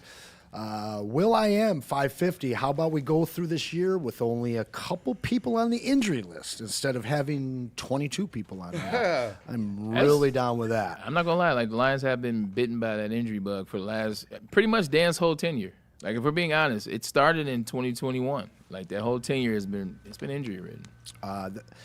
Ryan's Lions go 13-4 and get Bray into the College Football Hall of Fame for Cripe's sake. Yo, shout out, man. Much appreciated. Shout out to Neil Rue, man, who's been championing that for a very long time, man. You can see we rock with each other here at this network. But, you know, God is good. It's going to happen when it does. But you guys keep liking that and keep talking about it. And I appreciate you guys, man. We're going to get in there together. Couple more. 313 Garage, another $5. The Braylon Edwards Show with Maz has a nice ring to it. Pistons in 7 and Lions go 13-4. Anson is funny. They love me, dude. Funny. They just love me, bro. D Eagles, Lions 12-5. $10 super chat, by the way. Our defense should be good this year. Detroit basketball, get the dub tonight. Bring on Game 7. Don't worry, brother. You're going to see Game 7 on Sunday. The Lions defense will be a lot better. I think the only question is early on in the season, what does the safety look like? Not the secondary, but what do the safeties look like? Can Kirby Joseph come back and be what he was? Because he's a quarterback on that defense, man. He understands how to put guys in the right position, and he has range that helps guys on the back end. That's why you see Terry Arnold get some help. That's why you see, who was here? Carlton Davis got help. Cam Sutton got help. Like, he's always been able to help. And then BB is he's an MF. That's the best way to put it. I ain't talking about Monday, Friday. I ain't talking about Monday, Friday. Thank goodness it's Friday. 100%. Speaking of Friday, why don't we pay some bills? Let's do that. States and pure. Yeah, let's get pure on that. So we got guys, listen. It's Mental Health Awareness Month, and it's probably going to be Mental Health Awareness Weekend with these games going. So, listen, talking sports, it's real easy. The stuff in your head, the stuff in your heart, as a man, it's a lot more difficult. But we've partnered up with the people at Pure Psych. They tailor a system of therapy just for you. It's not like everybody else. They do cookie cutter stuff, not at Pure. They've got locations all around Michigan, 2 more in Northern Ohio. Again, if you're dealing with PTSD, anxiety, or you're just looking for counseling, May is the month to start. So go and find them at PurePsychMI.com. Hey, look, man, I know the money is up out there these days, so people are looking for houses or they're looking to refinance. The only place to do it is my guy, Nabisa and the State's Title Agency. They're all about convenience and they're all about simplicity. They've been doing this for over 20 years, man, so the expertise is there and they can do whatever you need. Whether you're trying to guide any title to an escrow or a title, this is what they do. They also have late night closings and weekend closings. They want things to be simple and convenient, and they will even pull up on you. Make an appointment, drop that location, and they'll pull up on you. For all your title needs, call Mr. Deeds.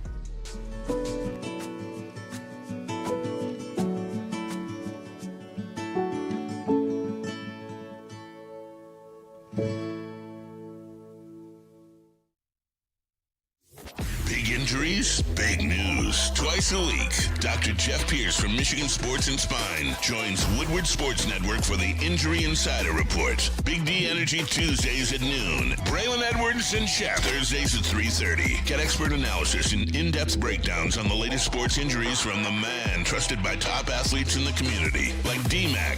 Whether it's the Lions, Pistons, Tigers, or Red Wings, Dr. Pierce talks us through it all. Don't miss the Injury Insider Report with Dr. Jeff Pierce, your go-to source for understanding the impact of injuries on the games and players we love. Only on Woodward Sports Network. Scan the QR code on the screen or go to MichiganSportsandSpine.com to see if Dr. Jeff Pierce can help you.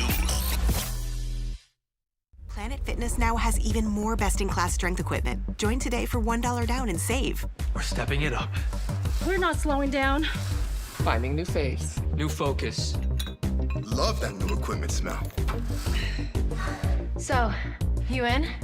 Join the club today. Save when you join for just $1 down, $15 a month. Planet Fitness. We're all strong on this planet.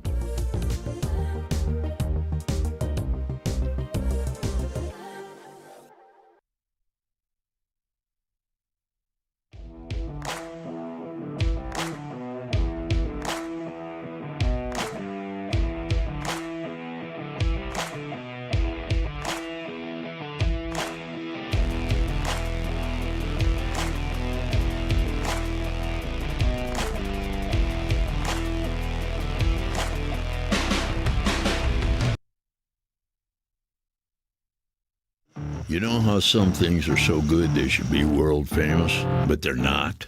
Our house-made vinaigrette is one of those things. And the antipasto salad, we drizzle it over. Same with our hand-battered chicken tenders. Original recipe soups and pasta sauces.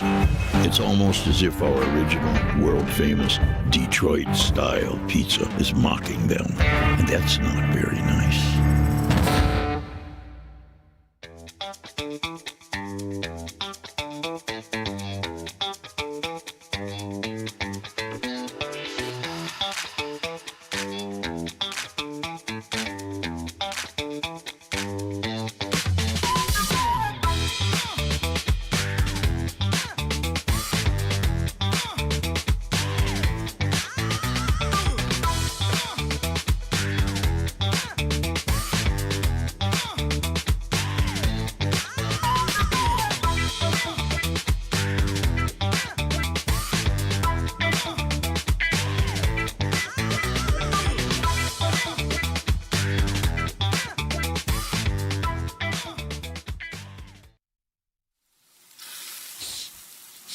You smell that?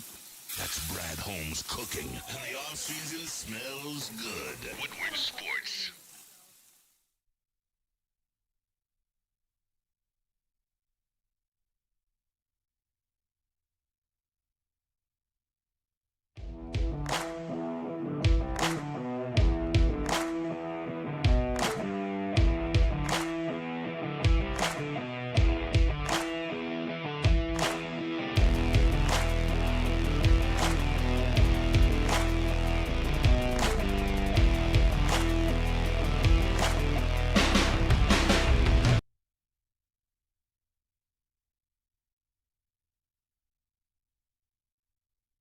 Don't miss all the Detroit Pistons coverage on Woodward Pistons on YouTube. Head over and subscribe now for in-depth Pistons coverage, player interviews, roundtables, and live watch parties. The bad boys of Detroit media are here. Woodward Sports. You guys already know the drill. Go ahead and get a jump on this information and scan that QR code, because I know that you're looking to take your relaxation to the next level with Massage Chair House of Bloomfield Hills. It's the largest massage chair showroom in the Midwest, and they carry top-tier brands like Infinity and Osaki, making it the go-to destination for premium comfort and cutting-edge wellness technology. Be sure to visit Dr. Eric Duncan, the Wellness Doc, creator of the #1 YouTube channel for massage chair reviews, at the Wellness Doc. Book your visit today at massagechairhouse.com or simply scan the QR code on your screen. Massage Chair House, your ticket to ultimate recovery and relaxation. No more mid-afternoon coffees, y'all. I have upgraded my game with those Thrive Energy pouches. Peach is my fave. And check it out. This ain't your daddy's dip, though. It's tobacco-free, nicotine-free, mental powerhouse smart caffeine. No jitters, no crash, zero bloating. Thrive energy pouches can be found at dipstop.com. Remember to use that promo code WSN for 50% off your entire order. Found exclusively at all Market Fresh and Market Square locations. Thrive Clean Energy. They flip work, y'all. And we back. Man, I was looking at a list. Somebody sent me. Welcome back to the Braylon Show, man. Appreciate you guys for tapping in with us on this Friday. It's a beautiful day outside. You can do other things, but you're right here with us, and we appreciate that. They had a list called Top 10 Most Overrated Heisman Winners. First of all, like that sentence doesn't make sense, but I digress. There's some people that I don't necessarily like. It's 10 names on this list. Let's see if you guys can name anybody on Gino this list. Torretta. Number 2, Anson coming in strong. Hey, Doug. Right? All day. A shout out. I know he's on And that's there. why I said, okay. Charlie Ward? Charlie Ward is not on the list. What? Why? Because of his hoops career? Because he was a good quarterback. A college quarterback. So was Gino Torretta. But you know what? There is somebody from Florida State on this list. Warwick Dunn. No, he didn't win the Heisman. This quarterback won the national championship at Florida State. Yeah, and he was a Giant recently? No, this isn't anything recent. Oh. He's not on this list. Jameis was not overrated in college. No, he wasn't. He was he was an old guy. Got drafted at 27, I want to say. Chris Weinke? There you go. Chris Weinke coming in at number 6. So you guys got 2 and 6. Let's see if you guys can get it. I dropped some hints. Okay, former Detroit Lion. Gino Torretta. You know who I'm talking about. Chuck Long. No. Billy Sims? Nope. We got a lot of We do. Heisman He Trophy was winners. drafted in the class right after another Heisman Trophy Oh, winner. I know who you're talking about. Rodney Peete. Or He- excuse me, Andre Ware. There you go. Andre Ware, Houston Cougs, number 8. Okay, number 10. Also has Michigan ties. He didn't play at Michigan. Lorenzo? But he was born in Flint, and he played for Nick Saban. Lorenzo? Oh, no, Saban. Nick Saban. When he was at State. No, I didn't say anything about State. I said he's from Flint, but he didn't play at Michigan. He played for Saban. If you guys are Ravens fans, when he was a Baltimore Raven, his infamous, the media press conference, big trust, when he was talking about Ravens quarterback and also Heisman Trophy winner Lamar Jackson. Come on, man. He was in the backfield at Alabama. He's a running back. He played for Nick Saban. Oh, Thank Trent. you. Boom, 100%. Oh, yeah. BYU. I'm not saying anything else because they only have one Heisman winner. Quarterback. Detmer? Hey, Sweet Potato Who'd you Cam say? is on the board. Ty Detmer, yeah. Detmer. Yeah. 100%. Okay. So we have an Ohio State running back on here, but it's only 2 to 1 Heisman. So My mind is so blank right He's got 2 Heisman, and they're putting his second one on here, saying he's overrated. From what college? Ohio State. Archie Griffin. Okay. 100%. I don't know about that. You go back and look I was at gonna say. Archie Griffin's stats. Like, yeah, like, I want to say at 1900, 1900, like 1800. Like, I mean, I'm surprised to see Mark Ingram on there. if you go back and look, like, I can see it. Was it Trent Richardson didn't win one? Did No, he didn't. Trent Richardson was the backup running back after that, though. Eric Crouch at number 3, Jason White at number 5, and Paul Hornick from Notre Dame, who he made Packer way back in the day. Yeah, he made some very interesting comments back when I was in school too. So Oh, really? I'm glad he's on this list. 100%. All right, let's get into the Detroit Pistons who played tonight. We saw what happened in Game 5. A lot of people upset with the Pistons, but upset with the refs as well. You see how the thing Rightfully ended. so. I know you guys got into that. Here's 5 questions for you. I start with you, Anson. Can the Pistons overcome their demoralizing collapse in Game 5 and the refs? Not only can they, but they will. They not only can they, but they will. Why? Well, I don't think the NBA wants this series to end. Also, we got to stop using. well, that as, that's I'm always going to go there. it's- But I I also feel you. watched them do it in the last series. Okay. Down 3-1. These guys, I hate to use it again, but these guys have real grit. And they have a mission right now. I don't think that the Cleveland Cavaliers are a better team. than them. The last 2 games, we've won 6 out of 8 quarters. JB's just got to figure out what to do in the third. That's fair. Sweet Potato Cam, good to see you over there, man. How you been, man? You smooth? Welcome. I am. I sure am.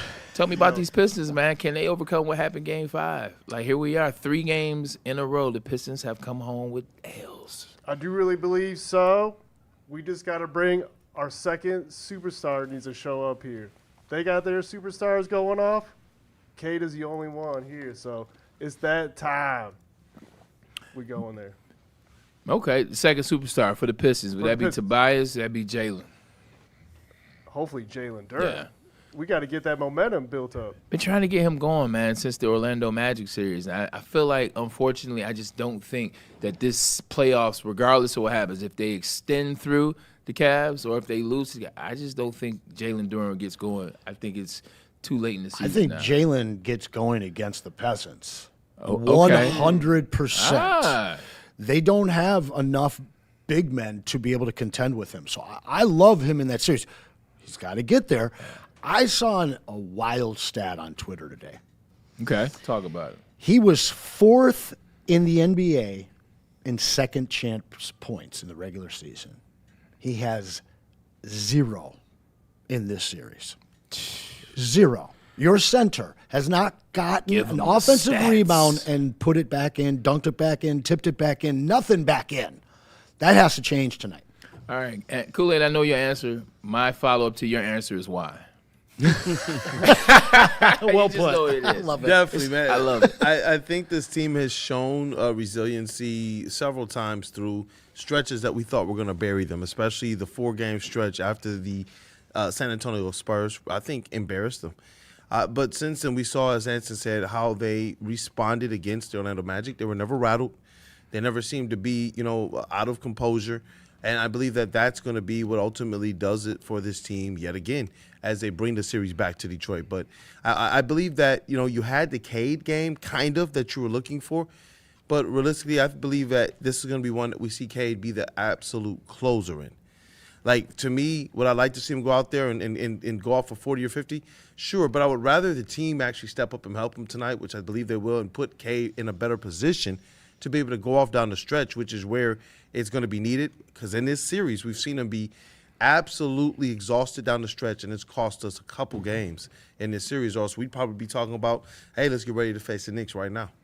Yeah, 100%. For me, I think they can come back. It's going to be about that fourth quarter. How can you play in that fourth quarter? Controlling the fourth quarter, controlling your emotions, controlling your temperament, and just putting the ball in the hoop. I think what happens with the Pistons is either first quarter or third quarter, they are so far behind that they have to fight back. And when you fight back, when you spend all the energy trying to get back, guess what? Once you get there, you're gassed, you're tired, and the Pistons just aren't deep enough to be that tired. So for me, they got to start strong, and then they got to finish in the fourth quarter. But I do think they can come back. I think they win Game 6 tonight.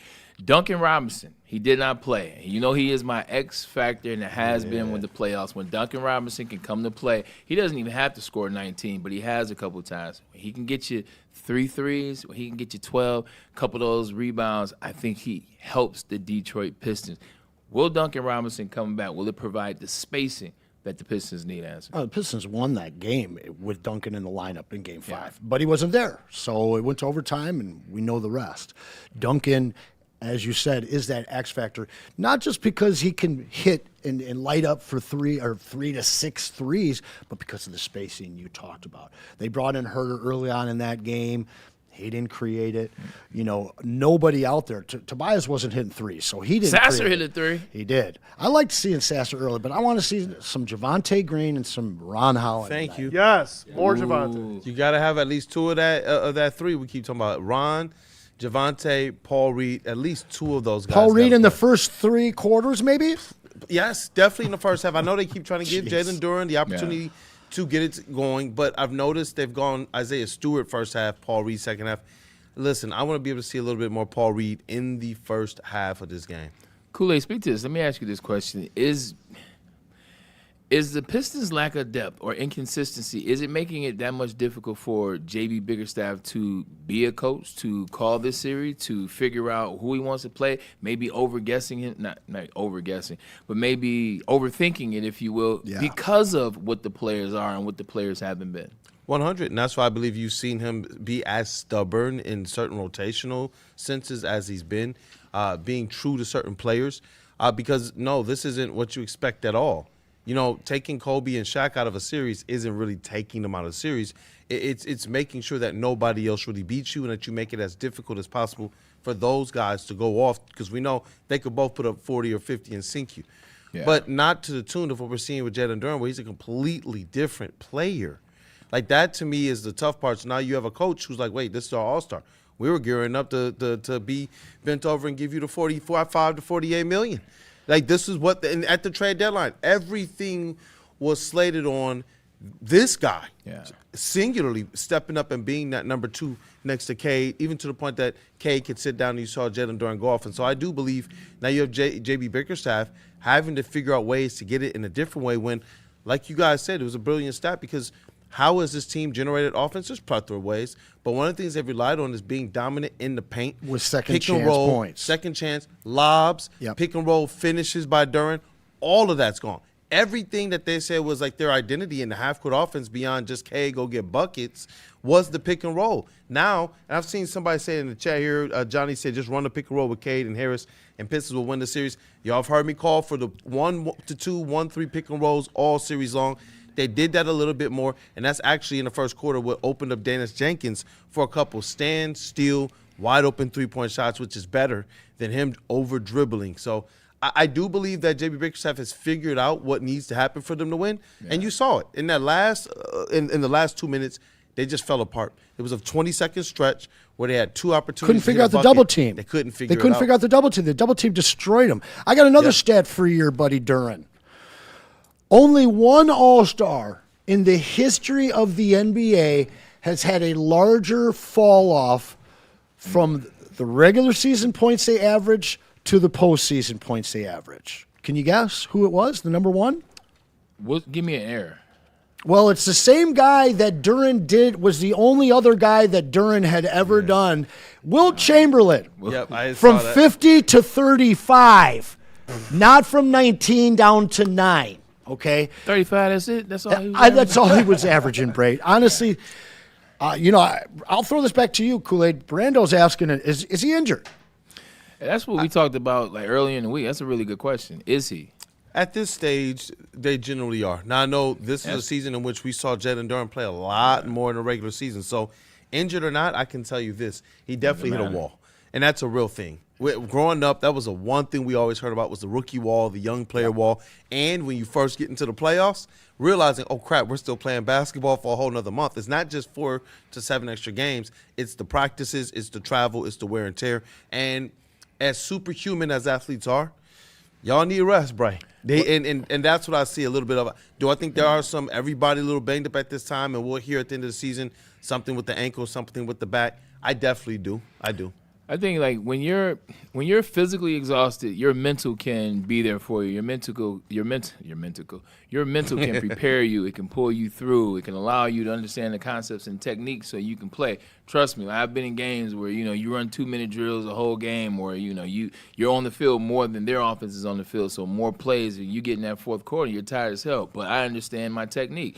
I'm like, all right, I just got to do this, that, and the third. But when you're mentally exhausted, when you're physically exhausted, and you're still trying to figure this thing out as a young player, a lot of times it might be too much to overcome. I think the elephant in the room for me, which I bring this question back to you, Anson, is Donovan Mitchell wasn't even the best version of himself. No, in he Game 5. was not good until the fourth. Not even the fourth. He wasn't good until 4 minutes left in the fourth, and he was able to sneak 21 points, including overtime. Does that bother you? Or not bother you? Does that worry you that they were able to steal a win with Donovan Mitchell not playing like that? Because I guarantee you, you're not going to see that this week or tonight. It concerns the hell out of me if the game is officiated the way that we've seen the last 3 games officiated, because I've seen stuff all over Twitter where Asar, what he's done. I mean, Harden hasn't even scored on Asar in this whole series. His defense has been ridiculous. And I think Donovan's shooting percentage against him is like 29% overall. Yeah. And so when you see that kind of defense played on a guy, Obviously, that's why we lost Game 4, because he was out there for 19 minutes as opposed to the 40 where he showed out in Big Game difference, 5. An absolutely massive difference. So I really thought that was the Pistons' Game 2 win, and the refs kept them close through that first half. Pistons should have been up by a dozen or 15 or more at halftime. I can't imagine that the NBA is willing to let themselves get dragged on social media the way that they did after Game 5 again after tonight. I see a much closer game, and I see Asar playing 38 to 40 minutes. He's going to make him look like Max is nice, Donovan Mitchell. I don't know if you want to play that at some point. We definitely have to play it at some point. I was going to say with Duren, I just saw B-Lad this too. And there is a name that a lot of people say, oh, Duren is playing like this guy, another guy who got the bag and blah, blah, blah, blah. And they compare him to Drummond. And I'm going to be free with you. Drummond's first 2 years in the playoffs with the Pistons, I will take either one of those numbers, those stat lines right now. 16.8 points, 9 rebounds, 1.5 blocks, 0.3 steals for Drummond in his first playoff series. He shot 52% from the field. We could use that. And the second one, 14.3. This is with the Blake year, because Dre was absolutely on a tear from February of that series all the way on to the playoffs. They said it was like a historic stretch of games in which he absolutely had crazy stats. But in the playoffs, 14.3, 13 rebounds, and stocks. Y'all know Kool-Aid like the stocks. 1.3 blocks, 1.5 steals per game. Yeah, 14. That's insane. 14 and 13 can get you places. 14 and 13. We need that from Duren tonight. This is what we expect. I thought that's what it would have been. Like just a regression for him from the 19 and 11. I thought for Duren would have been more games like, okay, 15 and 9s, 15 and 11s on a consistent basis with him going out there and doing the things we've seen him do, like get the blocks, get a steal, push the break. How often have we seen him grab a rebound and push the break? Oh, he's not rebounding like that no more. Like it's been just a complete – almost like a 180 as it relates to who he was in the regular season and the arc that we saw. 180 is now. the term, bro. It is. Did you guys talk about why James Harden might have played so good? Like, did you guys talk about it? Because I forgot about it until I ran into an old friend of mine. What, Legends? And when I ran into the old friend of mine, I was like, oh yeah, that's right. She dates or is engaged to James Harden. James Harden's girlfriend is born and raised in Detroit. What? Know her and her family well, and ran into her in the gym the other day. 1,000%. So when you see that stat line, she was at that game. Fan was at that game. James was showing out for his boot thing. Mm-hmm. And if you watch that starting five, the NBA's version of wide receiver quarterback, you will see her on those episodes. Showing out and kicking out. We've all been there too, man. Born and raised, That's what man. I'm like, You got to put on for the boo. It's true. Oh, yeah, you here? All right. Yeah. It's real talk, though, man. Let me get the ball. Let me get the rock. Let me get the rock. He has the ball like that. You talk about the Detroit swag, the Detroit women here. It's like he has to. You walk into town. What? You know they be bumping up at them lips. So she wasn't trying to hear it. So I thought that would be an interesting piece. Watching K ball in this play, tidbit, dog. I'm telling you, a little sneaky thing, and I didn't remember until I ran into her. I was like, oh shoot, I completely forgot that James Harden is connected to the city. K Cunningham has been really good in these playoffs. Really good in these playoffs, and it sucks that you have a night like the other night where you're 39-9 and you lose in overtime, efficient, man. or you have a triple double and you lose in Game 4 or was it Game 3? Quietest triple double I've seen in a playoff, man.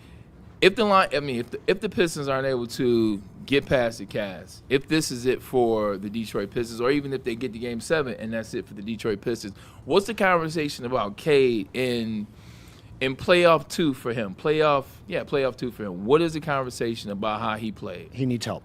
That's it.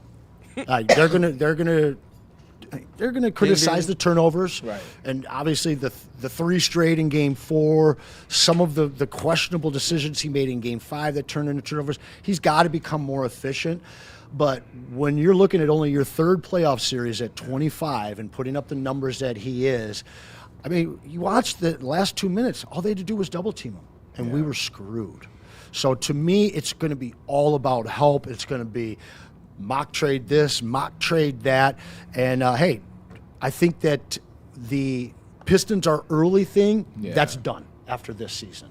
it's still a success for me if they make like it to that. Game 7. I don't want to lose in Game 6, but this whole offseason it won't be about us being early anymore. It won't be us about giving the young guys the opportunity. It's going to be about hard decisions and bringing in the Robin to get them to the finals and further. Super Teddy Cam, same question for you, man. Like as a Detroit Pistons fan, what is the conversation about your fearless leader, Cade Cunningham, after these playoffs? Continue to do his thing, but really it comes down to that support and the role players. Like, who is going to have his back also? Like, because we know he can hold it down. He has been holding it down. There is no Robin. Where's his sidekick? Tobias can't be there every night. We saw Karras do it earlier in the week or wherever, over the weekend there. A game they lost. He had 24 and they still lost. Right. Yeah, 100%. Kate, Kool-Aid, you know what I love about this conversation is the people that go back and forth over Jordan and LeBron. The LeBron side, you know what they like to bring up? What up, though? What did he do before Scottie Pippen? Oh, what did he do before Scottie Pippen? What did he do? Are the same people that are talking about, man, Cade needs help. Like, help is real. You need help. In order to be successful in any sport, at any level, you have to have a squad, unless you're talking about golf or tennis. I'm just throwing that out there. Or you're playing doubles. I know what era you guys come from. You guys look like my era. And you remember the conversation around early Cleveland LeBron, and it was what? He needed more help. Yeah. And we've heard that from other players. And he left because of it. He got broomed and was like, yeah, this ain't it. Yeah. Got broomed. I mean, he left because he had no help. And then he got went broomed and and chose he his ran help. into the Celtics. You're 100% right on that. And you know what? I'm hoping that lights a certain fire. Now, we're hearing the rumblings that this is supposed to be the offseason where Trajan has gotten the full gamut to be able to look at these young players, because there were some who thought, hey, let's lock up Duran. I say Drummond. Let's just give Duran the max, coming into the season, or give him $40 million, call it a day. Trajan Langdon, when you're talking about what you're doing over these next 5 years with a Duran contract or not, as much as I wanted him to be able to push all the chips in at the trade deadline, I do believe that the Pistons are in a much better position to avoid having Cade take more of that LeBron arc, where this team doesn't really get it done, doesn't really have the roadmap or the opportunity to definitely put around it. Because did the Cavaliers make signings? Yes, they did. Did they draft players during that time? Yeah. It just wasn't the right ones. There were certain people that they elevated. Danielle Marshall wasn't the right guy? You see what I'm saying? Booby Gibson? Don't slander Booby. I still got nightmares. Wasn't Booby Gibson? They had Smush, that too, 31 points is Smush. It wasn't Damon Jones? I liked Smush as well. Yeah. And I think Trajan, Damon Jones? I think he's just in a better spot too, right that's now. right. Yeah, he got the bread. You know what to do with Duran. You might save a whole lot of money there. They're in a good position, and I'm hearing Splash is supposed to be in work. So Star next to Cade is what they're supposed to do. And if you get that with Duran at a discount, I will take the disappointment of if they lose now. I will still call it a disappointment because of the regression of Duran. If it was Duran and Cade battled it out versus their stars and we lost, cool. But because of the regression of a Duran is why I'm a little bit disappointed if this series does end early. She loves me on payday $5. He's out there playing like DeAndre Duran or Jalen Ayton. Oh, not a comparison you want, bro. I'm seeing people put Roy Hibbert pictures into the. I saw that last night. I said, "Oh Lord." I said, "Oh Lord." DeAndre Ayton is worse than Roy Hibbert, because at least Roy Hibbert, like up until the comment he made at the press conference. Oh, we always know what the comment is. It was before pause. It was what they used to say before pause. He said that he was different. Like, he was an all-star. He was balling in the playoffs. Like, DeAndre Ayton was cheeks. Like, DeAndre Ayton single-handedly lost the Phoenix Suns. Nice. You're being nice calling them cheeks, man. Well, in that playoff series, he's not that good. No, he is I've been not. working on myself. I've been working on myself. Look, let's do this. Let's get a quick commercial break. Yes. We'll come back. We'll finish off Pistons talk. We'll finish off everything else. And we'll have Kool-Aid debut, peaks, Hey, cheeks, something new for predictions. you guys. We'll get it explained. But first, let's get a message in. Hey, the Doc and Buddies. Oh, Dr. Pierce is the injury insider here with Woodward Sports. You know what it is. He can diagnose anything. He does multiple things. But when you're talking about those injury insights, when the players get hurt, who do you call? Not Ghostbusters. You call the doc. The doc can tell you when the guy is going to be back, what the injury is, and he breaks it down in layman's terms, as you see with the graphs they now use. Gotta love when Doc comes on the show. Tarek Skubal, check. Sam Laporta, Kirby Joseph, Brian Branch. The list goes on. He's been on the money. He's been on the money, 100%. So we trust him here. You guys should trust him as well. That's right, and well, we already all trust Buddy's here Buddy. in the great state of Michigan, and we've been trusting them for 80 years. They invented the world's best pizza, Detroit's deep dish style pizza, back in 1946. They got locations all around Metro Detroit. In our partnership with them, we're going to hook you up with 20% off your next order. Use that code you see there, the Woodward 20, when you head on over to buddyspizza.com, but you can also use it to save $200 off of catering. So maybe you want to get your party for the Pistons this weekend catered by Buddy's Pizza. You can check them out. Visit them at buddyspizza.com. You know how some things are so good they should be world famous, but they're not? Our house-made vinaigrette is one of those things. And the antipasto salad, we drizzle it over. Same with our hand-battered chicken tenders. Original recipe soups and pasta sauces. It's almost as if our original, world-famous Detroit-style pizza is mocking them. And that's not very nice. Big injuries, big news. Twice a week, Dr. Jeff Pierce from Michigan Sports and Spine joins Woodward Sports Network for the Injury Insider Report. Big D Energy Tuesdays at noon. Braylon Edwards and Shaq Thursdays at 3:30. Get expert analysis and in-depth breakdowns on the latest sports injuries from the man trusted by top athletes in the community, like D-Mac.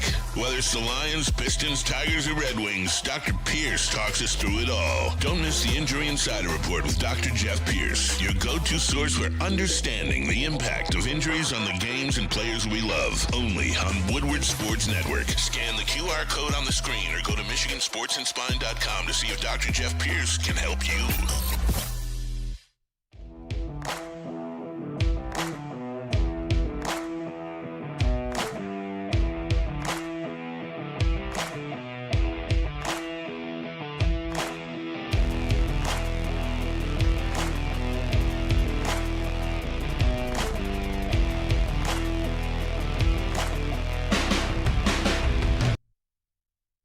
Kool-Aid with the joke off camera, looking for perfect spot to host your next party or get together.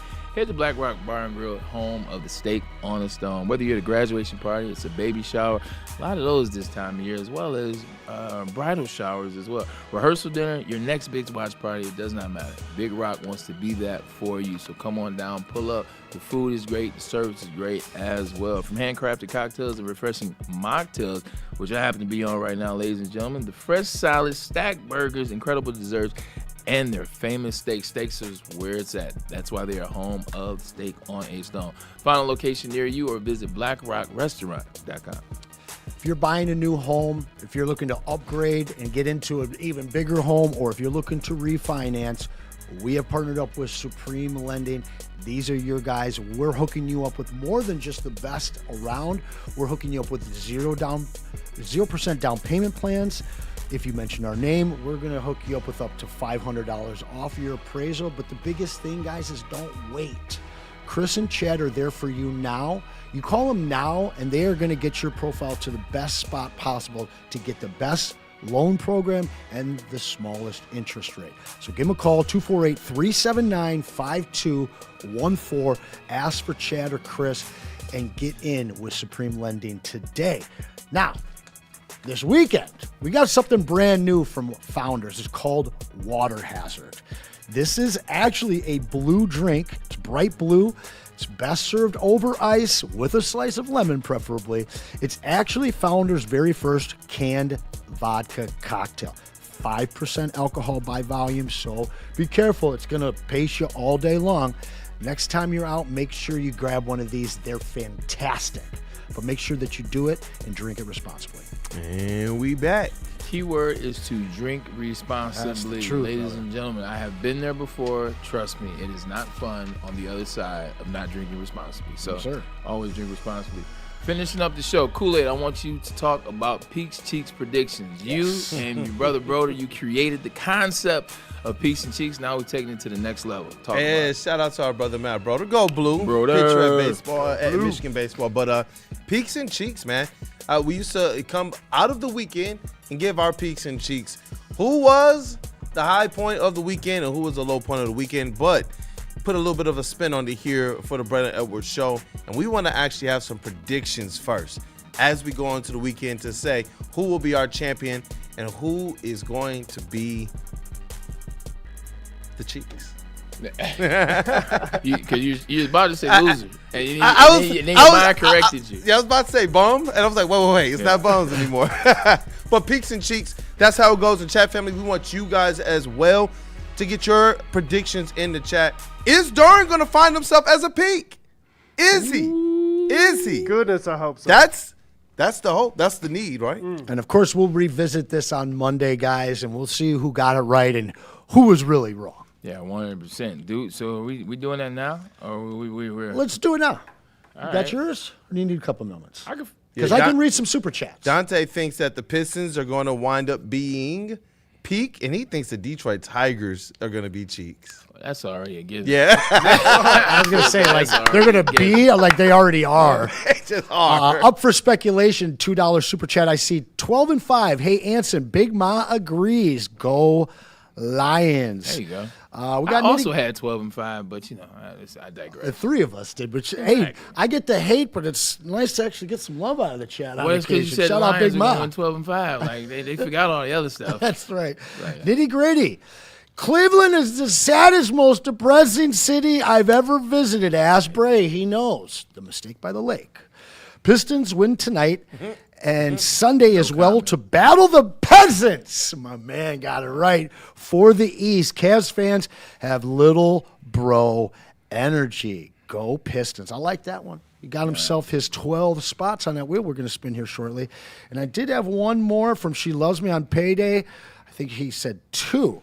I wonder what a home crowd chant, when a home crowd chants, "Ref, you suck," does that make them want to screw the home team over? Because we chanted that plenty in Game 5. Kool-Aid? Yeah. You think it has an effect on them? I'm messing with chat right now. My fault, bro. But with the referees, I don't. I think it's all a part of the gamesmanship of it all. They hear this in other arenas. And sometimes when you're kind of on that court, you're just zoned out anyway. I'm sure they hear it, but I would hope that these things don't have an effect on the performance of a referee. Human beings, man. They are. I'm sure that there are some refs that's probably let it get to them. Oh, yeah. Especially with the way you've seen them hand out some technicals as it relates to By the way, Tony Brothers benches. is running for office in 2028. If you guys all want to go and fuck that up for him, feel free. Wow. That's personal for Anson. No, screw Tony Brothers, bro. After that Game 5, I used to be a Tony Brothers fan. No longer. Is it something personal against the brothers? No, you already know that. Damn it. It was a play on words because the last Channeling name your was brother. inner KG over there. It was just a play. All right, here you go. Peaks and Cheeks. For me, I'm going to go Cheeks, James Harden. I believe coming off 29 points last game, kind of lighting it up, if you will. I don't think Asar Thompson and the Pistons defense will allow that, and I don't think he allows that at home, too. So I think he's going to have 2 duds. Game 6 and Game 7 will be Sunday. I think James Harden will be the Cheeks for the week. I could be wrong, but I don't believe I am. And then for Peaks, I've been going back and forth, but you know what? It's golf season, so I'm gonna go with Cam Young. I think Cam Young will win his second. He'll win his second outing in the last 3 weeks. Shout out to Cam Young, Team USA. So give me Cam Young to win it. So Cam will be the Peaks. James Harden will be the Cheeks. Well, you stole my cheek, so I'm going to steal Kool-Aid's peak. And we all know it's going to be Cade Cunningham. He's going to be all the news on Monday because he's going to dominate the Cavaliers. He is going to will the Pistons to the Eastern Conference Finals. If you've watched the look in his eyes, if you've heard his words after these 3 losses, my man is not going down like that. Don't sleep on Cade having an electric weekend and reminding everybody in the NBA that he is about to be the face of it. Harden will be on the other side of that because he can't carry Cade. All they do is switch, pick until he ends up on Harden. And we're going to see plenty of that in Game 6 and Game 7. Sorry, Kool-Aid. I actually have an interesting one, though, for my peak. Liar. I do. You sit on a throne of lies. Is it Jalen Duren? You guys will never guess. You know, shout out Jalen Duren, man. If he gets that one, that's Twin Peaks. Shout out. But I like it. I like it. I think that the peak is going to be actually the referees in Game 6 and 7. We're going to come in here and we're going to say, you know what? Things chilled out a little bit. You saw the Pistons be able to take over, and you saw the superpower of the Cleveland Cavaliers, who I'm going to say is going to be the Cheeks. You're going to see them just kind of disappear without that advantage for them being able to just kind of throw their body into players and get a foul. I think that big disparity, the historic disparity we've never seen in terms of foul calls, goes away, and we're looking at the referees as the peak, and we're looking at the Cleveland Cavaliers choking away again in the playoffs as the Cheeks. That's right. I like that. Go ahead, Cam. Be that. Talk to us. Yeah, so I'm going to switch it up here a little bit. It's going to be an all-women Peaks and Cheeks. Okay, talk about it. My preferred Cheeks anyway. This is Anyways. Anson said it. Nah. Pete. Ronda Rousey coming out of Gina retirement. Yep, about to give it to Gina and whoop that trick. Whoop that trick. Whoop that trick. Okay, it's going to be an interesting one. You got the two. Have we ever seen a has-been women situation? Like, men do it all the time. No, like this is the first one. I'm so glad Layla Ali didn't come back. Me too. You know what? I swear to God, I am too, because two things. One, it would have ruined her legacy. Two, and Clarissa Shields would have knocked her out of the ring. And I loved her legacy. Although, I think Layla Ali is a much better boxer than Clarissa Shields. It's just she's past that prime too much, and Clarissa Shields is too young. And she didn't follow in the footsteps of her father staying too long. Facts. Like, she's smart. Like, that's a good comment. Yeah. And my cheek. Issues at the end of it. So. Yeah. Who's the Cheeks, Cam? Up at Andrews University for some time. Okay. In Michigan. Okay. I know exactly what you're talking about. And for my Cheeks here, Carter Jr. was handed his L. Now it's time for Angel Reese to get her big L over the weekend here. Ooh. You going down, sister. Okay. with the sister, too. Angel Reese going down. Angel Reese. All right. Sweet potato Cam is allowed. He has permission. You know what? It's off. But you know what? I missed 2 days, so I'm gonna just be quiet. We'll get this thing back. Okay, so Angel Reese and then Ronda Rousey. Ronda Rousey got slept like 3 times in a row. Yeah, she did. It was like come on and get it. It was like Holly Holm slumped her. Misha Tate slumped her. Cyborg slumped her. Amanda Nunes slumped her. But then she retired. She said she ain't coming out of retirement. She went to WWE. She was like, it's fake over here. Then she got whooped by Becky Lynch.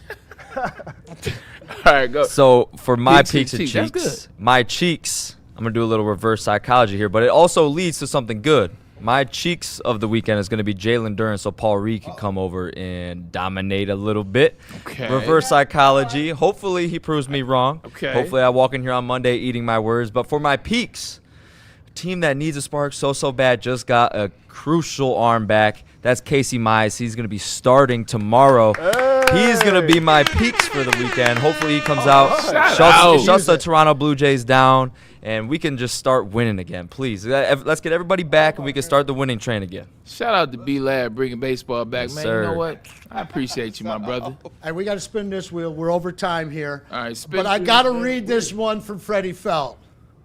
SPC is light-skinned.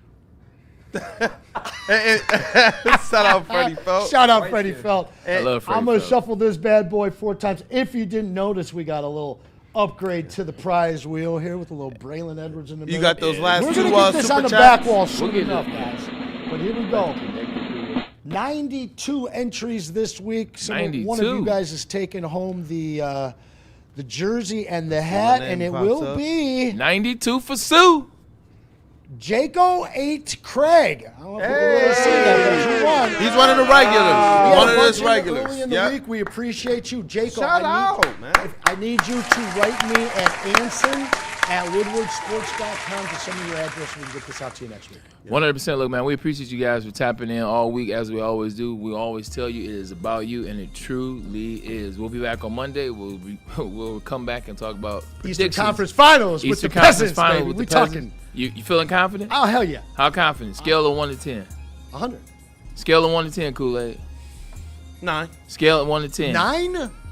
So 90%. That's Oh, I confident. thought you said 9. Yeah, 9. I said 9. scale of 1 to 10. 1 to 10. 9. Like, it's 10% less than your 100. If I could predict Jalen Duren, it'd be a 10. And the refs. You know what? We'll rock with there. We'll leave it there. We'll see you guys next week. Peace. Don't miss all the Detroit Pistons coverage on Woodward Pistons on YouTube. Head over and subscribe now for in-depth Pistons coverage, player interviews, roundtables, and live watch parties. The bad boys of Detroit media are here. Woodward Sports.